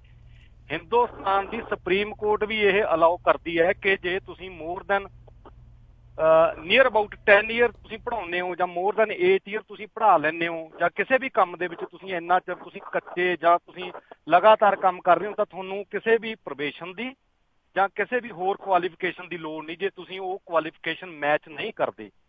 ਸੋ ਮੇਰੇ ਹਿਸਾਬ ਨਾਲ ਇਹ ਅਧਿਆਪਕਾਂ ਨਾਲ ਧੱਕਾ ਹੋ ਰਿਹਾ। ਮੇਰੀ ਬੇਨਤੀ ਹੈ ਕਿ ਤੁਸੀਂ ਕੁਝ ਕਾਲਮ ਇਹਦੇ ਬਾਰੇ ਲਿਖੋ, ਕਿਉਂਕਿ ਅਧਿਆਪਕ ਬਣਨਾ ਬਹੁਤ ਔਖਾ ਹੈ ਤੇ ਮੁੜ ਕੇ ਅਧਿਆਪਕ ਲੱਗਣਾ ਤੇ ਪੜ੍ਹਾਉਣਾ ਵੀ ਔਖਾ, ਕਿਉਂਕਿ ਜੇ ਤੁਹਾਨੂੰ ਤੁਹਾਡਾ ਮਿਹਨਤਾਨਾ ਹੀ ਨਹੀਂ ਮਿਲੂਗਾ ਤੇ ਤੁਸੀਂ ਕੰਮ ਕਿੱਦਾਂ ਕਰੋਗੇ? ਧੰਨਵਾਦ ਜੀ। ਕੱਟੇ ਨੂੰ ਮੈਨੂੰ ਸੁਣ ਲੈਣ ਦਿਓ। ਨਹੀਂ, ਬਹੁਤ ਖੂਬ ਤੁਸੀਂ ਗੱਲ ਕਹੀ। ਵਾਕਈ ਕਿ ਪਹਿਲੀ ਗੱਲ ਤੇ ਇਹ ਆ ਕਿ ਅਧਿਆਪਕ ਆ ਜਿਹੜਾ, ਜੇ ਉਹ ਮਾਇਕਤਾ ਪੱਖੋਂ ਆਰਥਿਕਤਾ ਪੱਖੋਂ ਖੁਸ਼ਹਾਲ ਨਹੀਂ ਹੋਊਗਾ ਤੇ ਉਹ ਕੀ ਪੜ੍ਹਾਊਗਾ? ਜੀ ਮੈਂ ਤਾਂ ਕਹਿੰਦਾ ਕਿ ਸਭ ਤੋਂ ਜ਼ਿਆਦਾ ਤਨਖਾਹ ਜਿਹੜੀ ਉਹ ਟੀਚਰ ਦੀ ਹੋਣੀ ਚਾਹੀਦੀ ਆ ਤੇ ਸਭ ਤੋਂ ਜ਼ਿਆਦਾ ਆਊਟਪੁੱਟ ਉਹ ਤੋਂ ਲੈਣੀ ਚਾਹੀਦੀ ਆ। ਸਭ ਤੋਂ ਵੱਡਾ ਜਵਾਬਦੇਹ ਵੀ ਉਹ ਹੋਣਾ ਚਾਹੀਦਾ। ਸਭ ਤੋਂ ਜ਼ਿਆਦਾ ਤਨਖਾਹ ਇੱਕ ਟੀਚਰ ਦੀ ਹੋਣੀ ਚਾਹੀਦੀ ਆ, ਕਿਉਂਕਿ ਟੀਚਰ ਨੇ ਵਿਗਿਆਨਕ ਪੈਦਾ ਕਰਨੇ, ਫਿਲਾਸਫਰ ਪੈਦਾ ਕਰਨੇ ਆ, ਟੀਚਰ ਨੇ ਵੀ ਖਿਡਾਰੀ ਵੀ ਪੈਦਾ ਕਰਨੇ ਆ। ਸੋ ਬਹੁਤ ਟੈਲੈਂਟ ਜਿਹੜਾ ਤਰਾਸ਼ਣਾ ਉਹ ਬਹੁਤ ਹੱਦ ਤੱਕ ਇੱਕ ਤਰ੍ਹਾਂ ਨਾਲ ਕਹੀਏ ਕਿ ਟੀਚਰ ਦਾ ਕੰਮ ਆ। ਨੈਤਿਕਤਾ ਜੇ ਧਰਨੀ ਆ ਕਿਸੇ ਦੇ ਵਿੱਚ ਤਾਂ ਉਹ ਵੀ ਇੱਕ ਟੀਚਰ ਦਾ ਹੀ ਗੁਣ ਆ। ਮੇਰੇ ਖਿਆਲ ਦੇ ਨਾਲ ਤੇ ਬਹੁਤ ਗਲਤ ਆ, ਬੜੀ ਇਹਨਾਂ ਨੇ ਪੁੱਠੀ ਜੀ ਪਿਰਤ ਪਾਈ ਆ।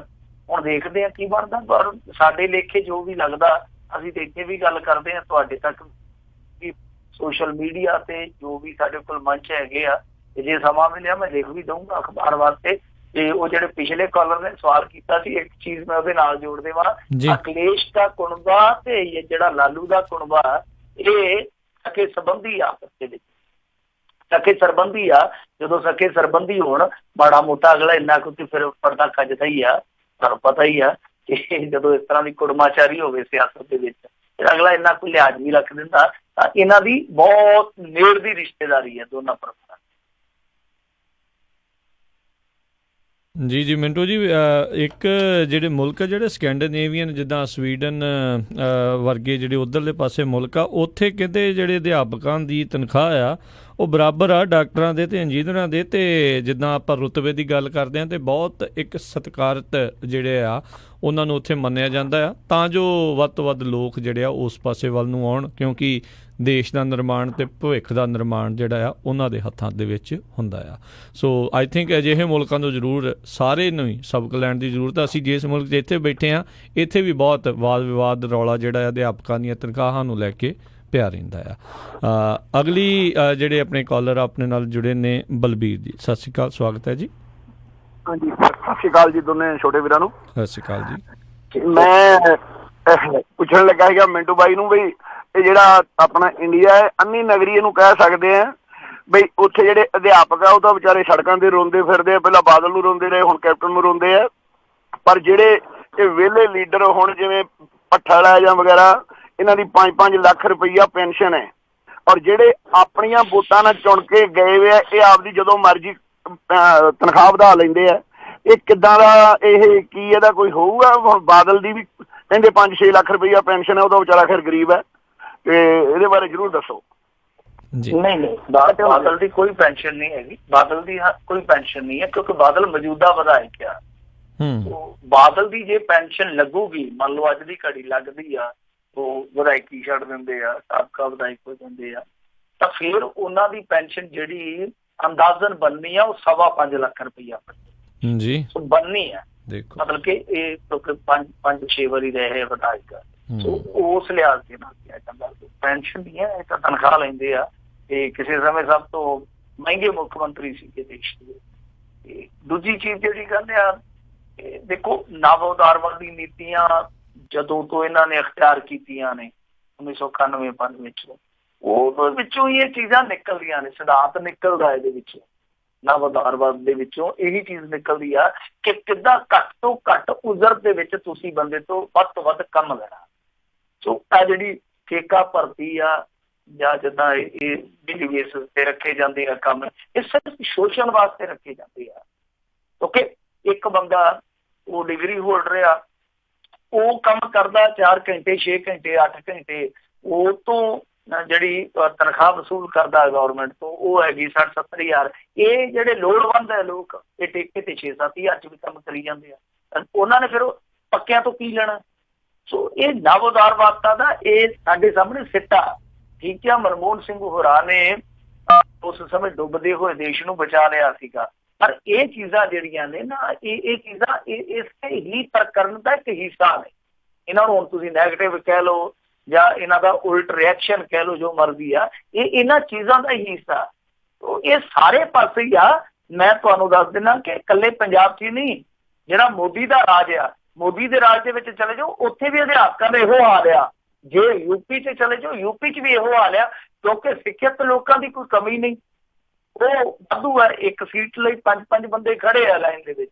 ਜਿਹੜੀ ਸਰਕਾਰ ਆ ਉਹ ਚਾਹੁੰਦੀ ਆ ਕਿ ਅਸੀਂ ਪੱਕਾ ਕਿਉਂ ਰੱਖੀਏ, ਪੱਕੇ ਦੀ ਥਾਂ ਤੇ ਜਿਹੜੇ 5 ਕੰਪੀਟੀਟਰ ਆ ਉਹਨਾਂ 'ਚੋਂ ਇੱਕ ਚੁਣ ਕੇ ਬਿਠਾਈਏ ਤੇ ਉਹਦਾ ਰੱਜ ਕੇ ਖੂਨ ਚੂਸੀਏ, ਤੇ ਜਿਹੜਾ ਬੱਚਤ ਹੁੰਦੀ ਆ ਉਹ ਚੁੱਪ ਕਰਕੇ ਆਪਣੇ ਖੀਸਿਆਂ 'ਚ ਪਾ ਲਈਏ। ਆਹੀ ਖੇਡ ਆ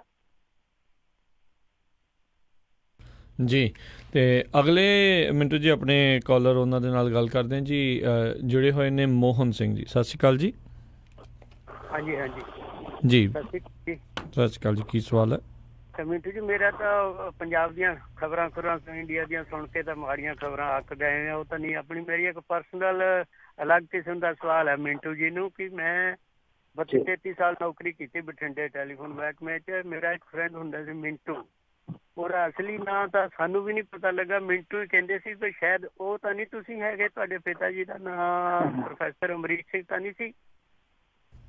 ਨਹੀਂ ਮੇਰਾ ਪਿਤਾ ਤੇ ਇੱਕ ਕਿਸਾਨ ਸੀਗਾ ਤੇ ਅੱਛਾ ਨਾ ਹੀ ਕੋਈ ਨੌਕਰੀ ਕੀਤੀ। ਸਾਡੇ ਤੇ ਖਾਨਦਾਨ ਚੋਂ ਨਹੀਂ ਕੋਈ ਲੱਗਿਆ ਨੌਕਰੀ ਤੇ। ਮੈਂ ਉਹ ਮਿੰਟੂ ਨਹੀਂ ਹੈ। ਚਲੋ ਜੇ ਮੇਰੇ ਬਹਾਨੇ ਤੁਹਾਡਾ ਉਹ ਪੁਰਾਣਾ ਮਿੰਟੂ ਤੁਹਾਨੂੰ ਚੇਤੇ ਆਇਆ ਤੇ ਮੇਰੀ ਚੰਗੀ ਜੀ। ਬਿਲਕੁਲ। ਅਗਲੀ ਜਿਹੜੇ ਕਾਲਰ ਉਹਨਾਂ ਨਾਲ ਗੱਲ ਕਰਦੇ ਜੱਗਾ ਜੀ ਜੁੜੇ ਨੇ। ਸਵਾਗਤ ਹੈ, ਸਤਿ ਸ਼੍ਰੀ ਅਕਾਲ। ਹੈਲੋ। ਹਾਂਜੀ ਹੈਲੋ ਜੀ। ਹਾਂਜੀ, ਜਸਕਰਨ ਸਿੰਘ ਜੀ, ਵਾਹਿਗੁਰੂ ਜੀ ਕਾ ਖਾਲਸਾ ਵਾਹਿਗੁਰੂ ਜੀ ਕੀ ਫਤਿਹ। ਕਰ ਰਹੇ ਹਾਂ ਜੀ। ਤੇ ਮਿੰਟੂ ਨੂੰ ਵੀ ਬਹੁਤ ਸਤਿ ਸ੍ਰੀ ਅਕਾਲ। ਪਹਿਲੀ ਵਾਰੀ ਗੱਲਬਾਤ ਹੋ ਰਹੀ ਹੈ। ਸਤਿ ਸ੍ਰੀ ਅਕਾਲ। ਹਾਂਜੀ, ਮੈਂ ਸਿਰਫ ਇੱਦਾਂ ਆ ਵੀ ਅਧਿਆਪਕਾਂ ਬਾਰੇ ਤਾਂ ਮੇਰੇ ਸਾਰੇ ਸੱਜਣ ਮਿੱਤਰਾਂ ਨੇ ਪੁੱਛ ਲਿਆ ਤੇ ਮੈਂ ਮਤਲਬ ਥੋੜਾ ਜਿਹਾ ਬਾਹਰ ਜਾ ਸਕਦਾ ਇਸ ਚੈਪਟਰ ਤੋਂ ਜਾ ਕੇ ਇਹਦੇ ਵਿੱਚ ਹੀ ਮੈਂ ਗੱਲ ਕਰ ਸਕਦਾ ਅਧਿਆਪਕਾਂ ਬਾਰੇ।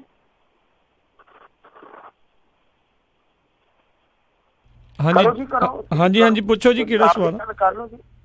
ਮੈਂ ਇਹ ਪੁੱਛਣਾ ਚਾਹੁੰਦਾ ਸੀਗਾ ਵੀ ਮਤਲਬ ਜਿਸ ਤਰੀਕੇ ਨਾਲ ਅੱਜ ਦੀ ਤਰੀਕ ਦੇ ਵਿੱਚ ਮੋਰਚਾ ਲੱਗਿਆ ਹੈ ਨਾ ਆਪਣੇ ਪੰਜਾਬ ਦੇ ਵਿੱਚ, ਆਪਣੇ ਸਿੰਘਾਂ ਨੇ ਲਾਇਆ ਆ, ਦਾਦੂਵਾਲ ਹੋਇਆ ਜਾਂ ਆਪਣੇ ਮਾਨ ਸਾਹਿਬ ਹੋਏ, ਤੇ ਇਹ ਜਿਹੜਾ ਜਿਹਦਾ ਫੈਸਲਾ ਨਹੀਂ ਹੋ ਰਿਹਾ ਤੇ ਕਿ ਵੀ ਅੰਨਾ ਰਾਜ ਚੱਲ ਰਿਹਾ, ਜਿੱਦਾਂ ਸਾਰੀ ਪਬਲਿਕ ਨੂੰ ਪਤਾ ਹੁੰਦੇ ਸੁਣਦੇ ਵੀ ਕੋਈ ਸਜ਼ਾ ਨਹੀਂ ਹੋ ਰਹੀ, ਨਾ ਕੋਈ ਬੰਦਾ ਗ੍ਰਿਫਤਾਰ ਹੋ ਗਿਆ। ਤੇ ਅਦਰ ਹੈਂਡ ਮੈਂ ਗੱਲ ਕਰਨਾ ਚਾਹੁੰਦਾ ਖਾਲਸੇ ਦੀ। ਤੇ ਖਾਲਸੇ ਦਾ ਜਿਹੜਾ ਇਤਿਹਾਸ ਇਹ ਆ ਵੀ ਅੱਜ ਦਾ ਜਿਹੜਾ ਖਾਲਸਾ ਉਹ ਗਾਂਧੀਵਾਦ ਬਣ ਗਿਆ ਆ ਕਿ ਜਾਂ ਆਪਣੇ ਵਿਰਸੇ ਨੂੰ ਭੁੱਲ ਗਿਆ। ਵੀ ਸੁੱਖਾ ਸਿੰਘ ਤੇ ਮਹਿਤਾਬ ਸਿੰਘ ਨੇ ਮੱਸੇ ਰੰਗੜ ਦਾ ਕਿ ਕਚਹਿਰੀ ਤੋਂ ਨੋਟਿਸ ਲੈ ਕੇ ਉਹਨੂੰ ਸਿਰ ਵੱਢਿਆ ਸੀ, ਜਾਂ ਰਣਜੀਤ ਸਿੰਘ ਜੀਂਦਾ ਆ ਇਹਨੇ ਗੁਰਬਚਨੇ ਦਾ ਜਿਹੜਾ ਭੋਗ ਪਾਇਆ ਸੀ, ਇਹਨੇ ਕੋਰਟ ਤੋਂ ਆਰਡਰ ਲਿਆ ਸੀ। ਇਹ ਕਿੱਦਾਂ ਦਾ ਰਾਜ ਚੱਲ ਰਿਹਾ ਜਾਂ ਕਿੱਦਾਂ ਦਾ ਖਾਲਸਾ ਸਾਡਾ ਚੱਲ ਰਿਹਾ ਜਿਹੜਾ ਕਿ ਇਸ ਗੰਦੇ ਬੰਦਿਆਂ ਵਾਸਤੇ ਕਿ ਮੋਰਚਾ ਲਾਇਆ ਔਰ ਇੱਕ ਵੀ ਬੰਦਾ ਨਹੀਂ ਜਿਹੜਾ ਇਹ ਆਵਾਜ਼ ਚੱਕ ਸਕੇ ਵੀ ਇਹਦਾ ਸਿਰ ਵੱਢ ਕੇ ਤੇ ਸਾਰੇ ਕਚਹਿਰੀ 'ਚ ਲੈ ਕੇ ਆਓ। ਇਹਦੇ ਬਾਰੇ ਤੁਹਾਡਾ ਕੀ ਖਿਆਲ ਆ? ਕਿ ਸੁਣੋ ਧਿਆਨ ਨਾਲ, ਦੇਖੋ ਮੇਰੀ ਗੱਲ ਸੁਣ ਧਿਆਨ ਨਾਲ, ਕਿ ਅਸੀਂ ਉਹ ਕਿ ਖਾਲਸੇ ਆ ਜਿਹੜੇ ਸਰਜੀਕਲ ਆਪਰੇਟਰ ਸੀਗੇ। ਅਸੀਂ ਸਰਜੀਕਲ ਕਿ ਸਾਡਾ ਇਤਿਹਾਸ ਆ। ਜੇ ਤੁਸੀਂ ਪਹਿਲਾਂ ਤੋਂ ਪੜ੍ਹੋ ਚੜਤ ਸਿੰਘ ਚੜਤ ਸਿੰਘ। ਠੀਕ ਹੈ ਜੱਗਾ ਜੀ, ਤੁਹਾਡੀ ਗੱਲ ਜਿਹੜੀ ਆ ਸਮਝ ਗਏ ਆ ਜੀ। ਮਿੰਟੂ ਜੀ ਕੀ ਕਹਿਣਾ ਚਾਹੁੰਦੇ ਹੋ ਇਹਨਾਂ ਦੀ ਇਸ ਗੱਲ ਤੇ? ਨਹੀਂ, ਮੇਰੀ ਗੱਲ ਸੁਣੋ ਭਾਜੀ, ਮੈਂ ਤੇ ਨਾ ਤਾਂ ਤੁਹਾਡੀ ਰਾਏ ਦੇ ਨਾਲ ਮੁਤਫਿਕ ਸਹਿਮਤ ਆ, ਨਾ ਮੈਂ ਇਹ ਚਾਹੂੰਗਾ ਕਿ ਕੋਈ ਸਹਿਮਤ ਹੋਵੇ। ਇਸ ਤਰ੍ਹਾਂ ਕਿਰਪਾਨ ਲੈ ਕੇ ਤੇ ਆਪ ਬਣ ਜਾਵੇ ਕਿ ਮੈਂ ਜਾ ਕੇ ਸਾਰਾ ਕੁਝ ਲਿਖ ਦਿੰਦਾ। ਜਦੋਂ ਤੁਸੀਂ ਕਿਸੇ ਡੈਮੋਕ੍ਰੈਟਿਕ ਸਿਸਟਮ 'ਚ ਰਹਿੰਦੇ ਹੋ ਤਾਂ ਤੁਹਾਨੂੰ ਲੜਨਾ ਵੀ ਪੈਂਦਾ, ਔਰ ਲੜਾਈ ਉਹ ਲੜਨੀ ਹੈ ਨਾ, ਕਿਰਪਾਨ ਨਾਲ ਵੀ ਲੜਨੀ ਹੈ, ਵਿਚਾਰ ਨਾਲ ਵੀ ਲੜਨੀ ਹੈ, ਕਾਨੂੰਨ ਦੀ ਵੀ ਲੜਾਈ ਹੈ, ਇਨਸਾਫ ਲਈ ਲੜਨਾ। ਤਾਂ ਮੇਰੇ ਖਿਆਲ ਦੇ ਨਾਲ ਜੋ ਤੁਸੀਂ ਕਹਿ ਰਹੇ ਹੋ ਨਾ ਕਿ ਤਲਵਾਰ ਲੈ ਕੇ ਤੇ ਆਹ ਕਰ ਦੇਣਾ ਚਾਹੀਦਾ, ਮਾਫ ਕਰਨਾ, ਮੈਂ ਇਸ ਚੀਜ਼ ਨਾਲ ਸਹਿਮਤ ਨਹੀਂ। ਮੇਰੇ ਜਾਤੀ ਵਿਊਜ਼ ਆ ਹਮੇਸ਼ਾ, ਔਰ ਮੈਂ ਸਪਸ਼ਟ ਹੁੰਦਾ ਇਹਨਾਂ ਚੀਜ਼ਾਂ 'ਚ। ਮੈਂ ਇਹੋ ਜਿਹੀਆਂ ਚੀਜ਼ਾਂ ਦੀ ਵਕਾਲਤ ਨਹੀਂ ਕਰਦਾ। ਤੇ ਤੁਹਾਡਾ ਹੋਰ ਕੋਈ ਮੇਰੇ ਲਾਇਕ, ਮੇਰੀ ਬੁੱਧੀ ਦੇ ਲਾਇਕ ਕੋਈ ਸਵਾਲ ਹੋਵੇ ਤੇ ਉਹ ਜੀ ਆਇਆ ਜੀ। ਅਗਲੇ ਕਾਲਰ ਨੇ ਨਰਿੰਦਰ ਜੀ। ਸਤਿ ਸ਼੍ਰੀ ਅਕਾਲ ਜੀ। ਹਾਂਜੀ, ਦੋਨੋਂ ਵੀਰਾਂ ਨੂੰ ਸਤਿ ਸ਼੍ਰੀ ਅਕਾਲ। ਸਤਿ ਸ਼੍ਰੀ ਅਕਾਲ। ਮਿੱਟੂ ਭਾਜੀ ਨੂੰ ਸਵਾਲ ਪੁੱਛਣਾ ਸੀ। ਭਾਜੀ ਮੈਂ ਨਾ ਸੁਖਬੀਰ ਬਾਦਲ ਦਾ ਸੁਣਿਆ ਭਾਸ਼ਣ ਥੋੜੇ ਦਿਨ ਪਹਿਲਾਂ, ਉਹ ਸਟੇਜਾਂ ਤੋਂ ਬੜੀ ਵਾਰ ਉਹਨੇ ਕਿਹਾ ਕਿ ਵੱਡੇ ਬਾਦਲ ਸਾਹਿਬ ਮੈਨੂੰ ਜ਼ਿਆਦਾ ਗਰੀਬ ਜਨਤਾ ਨੂੰ ਪਿਆਰ ਕਰਦੇ ਹੋ, ਤੁਹਾਨੂੰ ਪਿਆਰ ਕਰਦੇ ਹੋ, ਐਡੀ ਗੱਪ ਮਾਰਦਾ ਆ ਉਹ। ਮੈਂ ਸਾਨੂੰ ਜਾਣਨਾ ਚਾਹੁੰਦਾ ਕਿ ਵਾਕਈ ਵੱਡੇ ਬਾਦਲ ਸਾਹਿਬ ਨੇ ਕਦੀ ਸੁਖਬੀਰ ਸਿੰਘ ਤੋਂ ਜ਼ਿਆਦਾ ਪਿਆਰ ਕਿਸੇ ਬੰਦੇ ਨੂੰ ਦਿੱਤਾ ਹੈ ਅੱਜ ਤੱਕ? ਇੰਨਾ ਐਸ਼ੋ ਆਰਾਮ ਦੀ ਜ਼ਿੰਦਗੀ, ਸਾਰਾ ਕੁਛ। ਧੰਨਵਾਦ। ਕੋਈ ਹੈ ਜਦੋਂ ਬੰਦਾ? ਹਾਂਜੀ, ਸੁਣਦੇ ਹੋ ਭਾਜੀ? ਜੀ।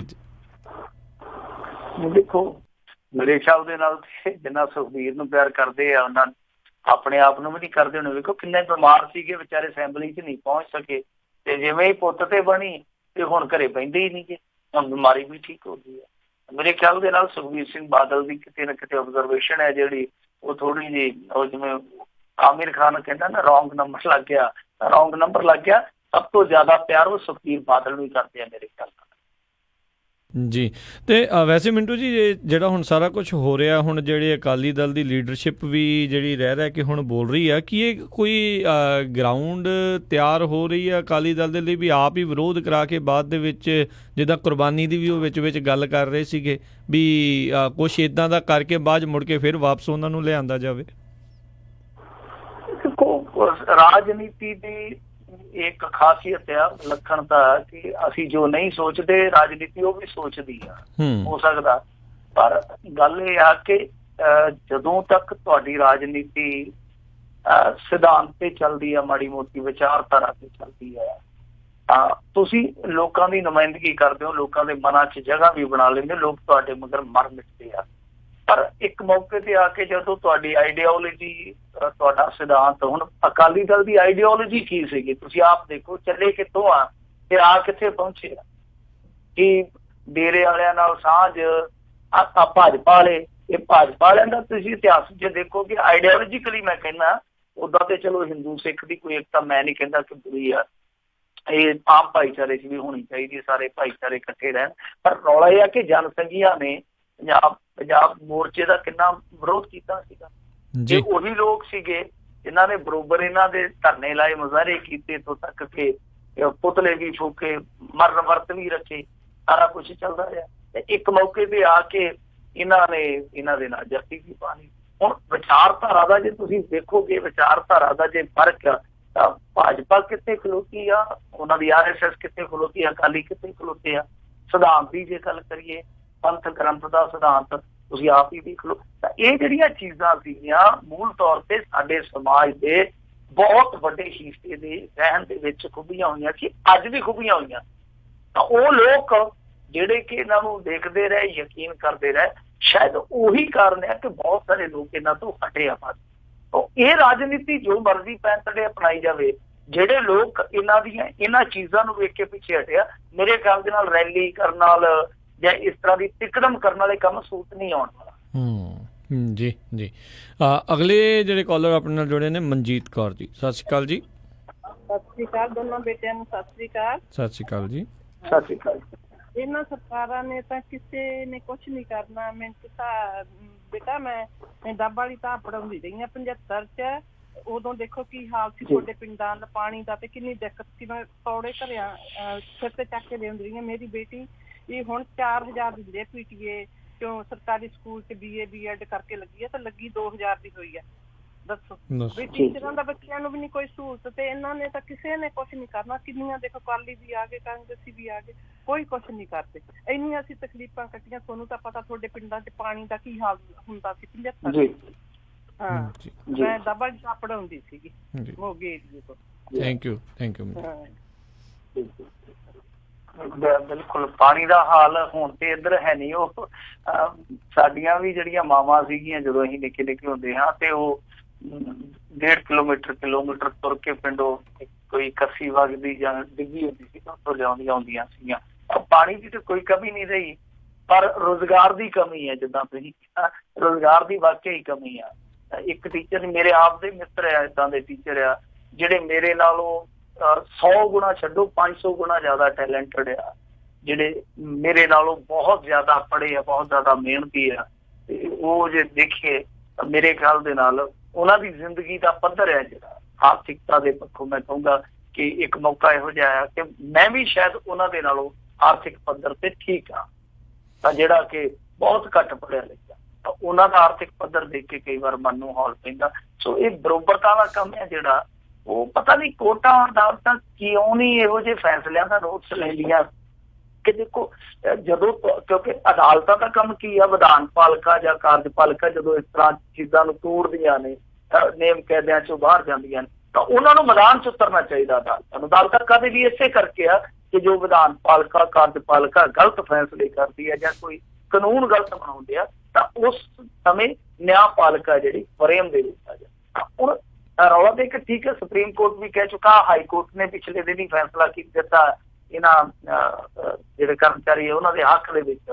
ਤਾਂ ਇਹ ਚੀਜ਼ਾਂ ਜਿਹੜੀਆਂ ਇੰਪਲੀਮੈਂਟ ਕਿਉਂ ਨਹੀਂ ਹੋ ਪਾ ਰਹੀਆਂ, ਸਭ ਤੋਂ ਵੱਡੀ ਗੱਲ ਆ ਮੇਰੇ ਖਿਆਲ ਦੇ ਨਾਲ। ਇਹ ਤੇ ਜਿਹੜਾ ਬੁਨਿਆਦੀ ਸਿਧਾਂਤ ਹੈ ਬਰੋਬਰਤਾ ਦਾ ਕਾਨੂੰਨ ਦਾ, ਉਹਦਾ ਵੀ ਕਿਤੇ ਨਾ ਕਿਤੇ ਮਜ਼ਾਕ ਬਣ ਗਿਆ ਕਿ ਇੱਕ ਬੰਦਾ ਸੇਮ ਡਿਗਰੀ ਹੋਲਡਰ ਜਿਹੜਾ ਉਹ 70,000 ਲਵੇ, ਇੱਕ ਸੇਮ ਡਿਗਰੀ ਹੋਲਡਰ ਉਹ ਤੋਂ ਜ਼ਿਆਦਾ ਕੰਮ ਕਰਕੇ 7,000 ਲਵੇ। ਇਹ ਬਹੁਤ ਵੱਡੀ ਨਾਇੰਸਾਫੀ ਆ ਇਹ ਮਨੁੱਖੀ ਕਿਰਤ ਦੇ ਨਾਲ। ਜੀ ਜੀ। ਗੁਰਮੀਤ ਸਿੰਘ ਜੀ, ਸਤਿ ਸ਼੍ਰੀ ਅਕਾਲ। ਹਾਂਜੀ ਹਾਂਜੀ ਵਾਹਿਗੁਰੂ ਜੀ ਦਾ ਖਾਲਸਾ, ਵਾਹਿਗੁਰੂ ਜੀ ਦੀ ਫਤਿਹ ਜੀ। ਵਾਹਿਗੁਰੂ ਜੀ ਕਾ ਖਾਲਸਾ, ਵਾਹਿਗੁਰੂ ਜੀ ਕੀ ਫਤਿਹ। ਹਾਂਜੀ, ਮੇਰਾ ਇੱਕ ਸਵਾਲ ਹੈ ਜੀ, ਇਹ ਗੁਰਮੀਤ ਰਾਮ ਰਹੀ ਨੂੰ ਜੀ ਕਿਹੜੀ ਕੋਰਟ ਤੇ ਜ਼ਮਾਨਤ ਮਿਲੀ ਜੀ? ਅੰਬਾਲਾ ਜਾਂ ਸੀਬੀਆਈ ਕੋਰਟ ਤੋਂ ਵਿੱਚੋਂ ਜੀ, ਸੀਬੀਆਈ ਕੋਰਟ ਚੋਂ। ਸੀਬੀਆਈ ਕੋਰਟ ਚੋਂ ਜੀ। ਕਿਹੜੇ ਬੇਸ ਤੇ ਦੇਤੀ ਜੀ ਉਹਨਾਂ ਨੇ ਜ਼ਮਾਨਤ? ਨਹੀਂ, ਇਹਦੇ ਚ ਧਾਰਾ ਹੀ ਹੈ ਜਿਹੜੀ ਆ ਹੈ ਨਹੀਂ ਕਿ 26 ਆ, 26 ਦੀ ਧਾਰਾ 326 ਦੀ, ਜਿਵੇਂ ਆਪਣੇ ਪਿੰਡਾਂ ਚ 26 ਬਣਦੀ ਆ। ਜੀ ਜੀ ਬਿਲਕੁਲ। ਸੋ ਅਜੇ ਜਿੱਦਾਂ ਪਰ ਤੁਸੀਂ ਦੱਸਿਆ ਵੀ ਅਜੇ ਉਹਦਾ ਜੇਲ੍ਹ ਦੀ ਅੰਨ ਪਾਣੀ ਲੱਗਦਾ ਨਹੀਂ ਜਿਹੜਾ ਜਲਦੀ ਮੁੱਕਣ ਵਾਲਾ ਹੈ ਜੀ। ਨਹੀਂ ਉਹ ਤਾਂ ਉਹ ਕਹਿੰਦੇ ਆ ਨਾ ਸਾਡਾ ਬਾਬਾ ਮਿਸ਼ਨ ਤੇ ਗਿਆ, ਤੇ ਮੈਂ ਤਾਂ ਕਹਿ ਰਹੀ ਹਾਲੇ ਉਹ ਮਿਸ਼ਨ ਮੁੱਕਿਆ ਨਹੀਂ। ਬਿਲਕੁਲ ਜੀ। ਕੁਲਦੀਪ ਜੀ, ਸਤਿ ਸ਼੍ਰੀ ਅਕਾਲ ਜੀ। ਸਤਿ ਸ਼੍ਰੀ ਅਕਾਲ ਰਾਜਕਰਨਵੀਰ ਤੇ ਮਿੰਟੂ ਗੁਰਸਰੀਆ ਜੀ, ਸਤਿ ਸ਼੍ਰੀ ਅਕਾਲ। ਸਤਿ ਸ਼੍ਰੀ ਅਕਾਲ ਜੀ। ਸਤਿ ਸ਼੍ਰੀ ਅਕਾਲ ਜੀ ਭਾਜੀ, ਸਤਿ ਸ਼੍ਰੀ ਅਕਾਲ। ਮਿੰਟੂ ਜੀ, ਮੈਂ ਪੁੱਛਣਾ ਚਾਹੁੰਦਾ, ਅਪਡੇਟ ਇੱਕ ਨੌਜਵਾਨ ਕੁੜੀ ਆ, ਉਹਦੇ ਨਾਲ ਇੱਕ IG ਰੈਂਕ ਦੇ ਬੰਦੇ ਨੇ ਜ਼ਬਰਦਸਤੀ ਕੀਤੀ ਹੈ, ਉਹ ਬੜੀ ਖਬਰ ਘੁੰਮਦੀ ਹੈ ਪਈ, ਉਹਦੀ ਕੀ ਅਪਡੇਟ ਹੈ? ਆਪਾਂ ਕੀਤੀ ਹੈ ਜੀ ਹੁਣ ਹਾਂਜੀ, ਆਪਾਂ ਹੁਣ ਬ੍ਰੇਕ ਤੋਂ ਪਹਿਲਾਂ ਜੀ ਜੀ ਹਾਂਜੀ ਉਹਦੇ ਤੇ 2-3 ਮਿੰਟ ਆਪਾਂ ਗੱਲ ਕੀਤੀ ਹੈ ਜੀ। ਉਹਦੀ ਜ਼ਮਾਨਤ ਅਰਜ਼ੀ ਜਿਹੜੀ ਆ ਉਹ ਖਾਰਜ ਹੋ ਗਈ ਆ। ਮੈਂ ਤੇ ਸਵਾਲ ਵੀ ਕੀਤਾ ਕਿ ਇੱਕ AIG ਆ ਜਿਹੜਾ ਪੁਲਿਸ ਨੂੰ ਉਹ ਨਹੀਂ ਲੱਭ ਰਿਹਾ, ਜਦ ਕਿ ਉਹ ਇੱਥੇ ਰਹਿ ਕੇ ਆਪਦੀ ਜ਼ਮਾਨਤ ਲਈ ਅਪਰੋਚ ਕਰ ਰਿਹਾ, ਕਦੀ ਸੈਸ਼ਨ ਕੋਰਟ, ਕਦੀ ਕਿਤੇ ਕਦੀ ਕਿਤੇ। ਅਸੀਂ ਸਵਾਲ ਕੀਤਾ, ਪਰ ਵੈਸੇ ਇਹੋ ਜਿਹੇ ਅਫਸਰ ਹੈ ਜਿਹੜੇ ਉਹ ਆਜ਼ਾਦ ਰਹਿਣ ਦੇ ਹੱਕਦਾਰ ਨਹੀਂ ਹੈ। ਇਹਨਾਂ ਨੂੰ ਜਲਦੀ ਤੋਂ ਜਲਦੀ ਇਹੋ ਜਿਹੇ ਦਰਿੰਦਿਆਂ ਨੂੰ ਤੇ ਕੋਠੜੀ ਚ ਪਾਉਣਾ ਚਾਹੀਦਾ। ਜਿਸ ਤਰ੍ਹਾਂ ਦਾ ਹਾਲ ਉਸ ਕੁੜੀ ਨੇ ਬਿਆਨ ਕੀਤਾ, ਸੁਣ ਕੇ ਰੂਹ ਕੰਬਦੀ ਹੈ। ਕਿੰਨਾ ਡਰਾਵਣਾ ਰਿਹਾ ਹੋਏਗਾ ਤਜਰਬਾ ਸਾਰਾ ਉਹਦੇ ਲਈ। ਜੀ ਜੀ ਬਿਲਕੁਲ। ਮਿੰਟੂ ਜੀ, ਇੱਕ ਹੁਣੇ ਰੀਸੈਂਟਲੀ ਇੱਕ ਆਰਟੀਕਲ ਜਿਹੜਾ ਹੁਣੇ ਛਪਿਆ ਆ, ਜਿਹਦੇ ਵਿੱਚ ਜਿਹੜੇ ਕੁਝ ਹਿੰਦੂ ਗਰੁੱਪ ਨੇ, ਆਰਗੇਨਾਈਜੇਸ਼ਨ ਨੇ ਪੰਜਾਬ ਦੀਆਂ, ਉਹਨਾਂ ਨੇ ਪ੍ਰਕਾਸ਼ ਸਿੰਘ ਬਾਦਲ ਦੇ ਉੱਤੇ ਇਹ ਦੋਸ਼ ਲਾਇਆ ਆ ਵੀ ਕਹਿੰਦੇ ਵੀ ਉਹ ਜਾਣ ਬੁੱਝ ਕੇ ਹਿੰਦੂਆਂ ਦੇ ਵਿੱਚ ਡਰ ਜਿਹੜਾ ਉਹ ਪੈਦਾ ਕਰ ਰਹੇ ਆ, ਵੀ ਜਿਹੜੇ ਹਿੰਦੂ ਸਿੱਖ ਏਕਤਾ ਨੂੰ ਜਿਹੜਾ ਆ, ਯੂਨਿਟੀ ਨੂੰ, ਉਹ ਖਤਰਾ ਆ, ਖਾਸ ਕਰਕੇ ਬਰਗਾੜੀ ਜਿਹੜੇ ਕਾਂਡ ਤੋਂ ਬਾਅਦ। ਨਹੀਂ, ਇਹ ਤੇ ਵੇਖੋ, ਇਹ ਤਾਂ ਗੱਲ ਸਿਆਣੀ ਹੈ, ਚਾਹੇ ਕਿਸੇ ਹਿੰਦੂ ਨੇ ਲਿਖੀ ਹੈ, ਸਿੱਖ ਨੇ ਲਿਖੀ ਹੈ, ਮੁਸਲਮਾਨ ਨੇ ਲਿਖੀ ਹੈ, ਕੋਈ ਫਰਕ ਨਹੀਂ ਪੈਂਦਾ ਰਾਜਕਰਨ ਸਿੰਘ ਜੀ। ਕਿਉਂਕਿ ਦੇਖੋ, ਜਿਹੜੀ ਕਾਂਗਰਸ ਆ ਉਹਨੇ ਬਹੁਤ ਵੱਡੀ ਜਿੱਤ ਹਾਸਲ ਕੀਤੀ। ਉਹਦੇ ਚ ਜਿਹੜਾ ਸ਼ਹਿਰੀ ਵੋਟਰ ਸੀਗਾ ਉਹ ਤੁਹਾਨੂੰ ਪਤਾ ਹੀ ਆ ਕਿ ਇਹਨਾਂ ਵੱਲੋਂ ਨਾਰਾਜ਼ ਹੋਇਆ, ਭਾਜਪਾ ਵੱਲੋਂ, ਆਮ ਆਦਮੀ ਪਾਰਟੀ ਵੱਲੋਂ ਨਿਰਾਸ਼ ਹੋਇਆ। ਔਰ ਆਮ ਆਦਮੀ ਪਾਰਟੀ ਨੇ 2-3 ਗਲਤੀਆਂ ਵੀ ਕੀਤੀਆਂ, ਔਰ ਖਾਲਿਸਤਾਨੀਆਂ ਦਾ ਮੁੱਦਾ ਜਿਸ ਤਰ੍ਹਾਂ ਉਭਾਰਿਆ ਗਿਆ ਇਹਨਾਂ ਦੇ ਅਗੇਂਸਟ, ਉਹ ਤੁਹਾਨੂੰ ਪਤਾ ਹੀ ਆ। ਤੇ ਉਸ ਚੀਜ਼ ਨੇ ਫਰਕ ਪਾਇਆ, ਲਾਭ ਮਿਲਿਆ ਕਾਂਗਰਸ। ਤਾਂ ਇਸ ਸੂਰਤ ਦੇ ਵਿੱਚ ਇਹ ਗੱਲ ਬਿਲਕੁਲ ਸਹੀ ਆ ਕਿ ਜਿੱਦਾਂ ਇੱਕ ਡਰ ਪੈਦਾ ਕੀਤਾ ਜਾ ਰਿਹਾ ਪੰਜਾਬ ਦੇ ਅਮਨ ਨੂੰ ਖਤਰਾ। ਮੈਂ ਤਾਂ ਅੱਗੇ ਕਹਿੰਦਾ, ਬਾਦਲ ਜਦੋਂ ਇਹ ਗੱਲ ਕਹਿੰਦਾ ਤੇ ਉਦੋਂ ਉਹਨਾਂ ਨੂੰ ਆਪ ਝਾਕਣਾ ਚਾਹੀਦਾ, ਪੰਜਾਬ ਦੇ ਅਮਨ ਨੂੰ ਕੀ ਖਤਰਾ? ਕੋਈ ਗੱਲ ਹੀ ਨਹੀਂ ਹੈਗੀ। ਪੰਜਾਬੀਆਂ ਦੇ ਮਨਾਂ ਦੇ ਵਿੱਚ ਕੋਈ ਡਰ ਨਹੀਂ, ਕੋਈ ਭੈ ਨਹੀਂ, ਕੋਈ ਇਸ ਤਰ੍ਹਾਂ ਦਾ ਰੰਜ ਨਹੀਂ, ਕੋਈ ਫਸਾਦ ਨਹੀਂ ਹੈ। ਕਾਹਦਾ ਅਮਨ ਨੂੰ ਖਤਰਾ? ਅਮਨ ਨੂੰ ਖਤਰਾ ਨਹੀਂ, ਅਸਲ ਦੇ ਵਿੱਚ ਤੁਹਾਡੇ ਬੇਟੇ ਨੂੰ ਖਤਰਾ, ਕਿਉਂਕਿ ਉਹਦੇ ਖਿਲਾਫ ਆਵਾਜ਼ਾਂ ਉੱਠ ਰਹੀਆਂ। ਸੋ ਲੜਾਈ ਇਹਨਾਂ ਦੀ ਆਪੋ ਆਪਣੀ ਰਾਜਨੀਤੀ ਦੀ, ਆਪੋ ਆਪਣੀ ਚੌਧਰ ਦੀ ਆ। ਹੁਣ ਕੈਪਟਨ ਅਮਰਿੰਦਰ ਸਿੰਘ ਕੀ ਆ? ਕੈਪਟਨ ਅਮਰਿੰਦਰ ਸਿੰਘ ਰੈਲੀ ਪੰਜਾਬੀਆਂ ਨੂੰ ਨਹੀਂ ਦਿਖਾ ਰਿਹਾ, ਉਹ ਦਿੱਲੀ ਨੂੰ ਦਿਖਾ ਰਿਹਾ ਕਿ ਭਾਈ ਜੇ ਮੇਰੇ ਤੋਂ ਪਾਸੇ ਜਾਓਗੇ, ਹੁਣ ਮੇਰੀਆਂ ਤਾਂ 36 ਮਜਬੂਰੀਆਂ ਵੀ ਹੋ ਸਕਦੀਆਂ, ਮੈਂ ਤਾਂ ਕੰਮ ਏਦਾਂ ਹੀ ਕਰਨਾ। ਪਰ ਜਿੱਦਾਂ ਹੁਣ ਸੁਨੀਲ ਜਾਖੜ ਦਾ ਗਰੁੱਪ ਉੱਭਰ ਰਿਹਾ, ਨਵਜੋਤ ਸਿੱਧੂ ਤੇ ਜਿੱਦਾਂ ਸੁਨੀਲ ਜਾਖੜ, ਤੁਸੀਂ ਦੇਖਿਆ ਹੋਣਾ ਆ 4 ਦਿਨਾਂ ਪਹਿਲਾਂ ਤੁਸੀਂ ਨੋਟ ਕੀਤੀ ਹੋਣੀ ਹੈ ਇਹ ਗੱਲ, ਕਿ ਕਿੱਦਾਂ ਇੱਕ ਗਰੁੱਪ ਨਿਕਲਿਆ ਜਿਹਦੇ ਚੋਂ ਸੁਨੀਲ ਜਾਖੜ, ਨਵਜੋਤ ਸਿੱਧੂ, ਜੋ ਬਿਲਕੁਲ ਇਹਨਾਂ ਦੇ ਸਮਾਨ ਅੰਤਰ ਚੱਲਿਆ। ਤਾਂ ਉਸ ਗਰੁੱਪ ਨੇ ਧੁੜਕੂ ਪੈਦਾ ਕੀਤਾ। ਹੁਣ ਕੈਪਟਨ ਅਮਰਿੰਦਰ ਸਿੰਘ ਹੈ ਜਿਹੜਾ ਅਸਲ ਦੇ ਵਿੱਚ ਤਾਕਤ ਦਾ ਵਿਖਾਵਾ ਕਿਹਨੂੰ ਕਰ ਰਿਹਾ? ਆਪਣੀ ਹਾਈ ਕਮਾਨ ਨੂੰ, ਕਿ ਭਾਈ ਮੈਂ ਹਾਲੇ ਵੀ ਸਰਵ ਸ਼ਕਤੀਸ਼ਾਲੀ, ਸਭ ਤੋਂ ਸ਼ਕਤੀਸ਼ਾਲੀ। ਸੋ ਇਹਨਾਂ ਦੀ ਆਪੋ ਆਪਣੀ ਰਾਜਨੀਤਿਕ ਮਜਬੂਰੀ ਆ। ਪੰਜਾਬ ਦੇ ਅਮਨ ਨੂੰ ਕੋਈ ਖਤਰਾ ਨਹੀਂ ਹੈ।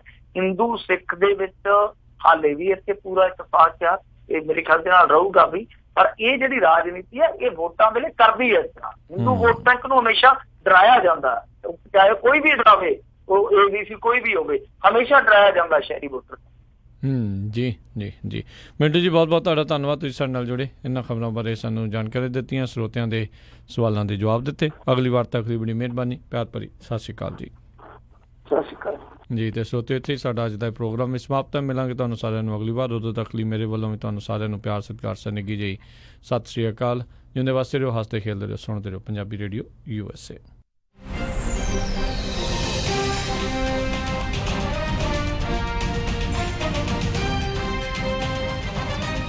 ਤੁਸੀਂ ਸੁਣ ਰਹੇ ਹੋ Punjabi radio USA, KOBO Yuba City 1450 AM, KIID Sacramento 1470 AM, KWRU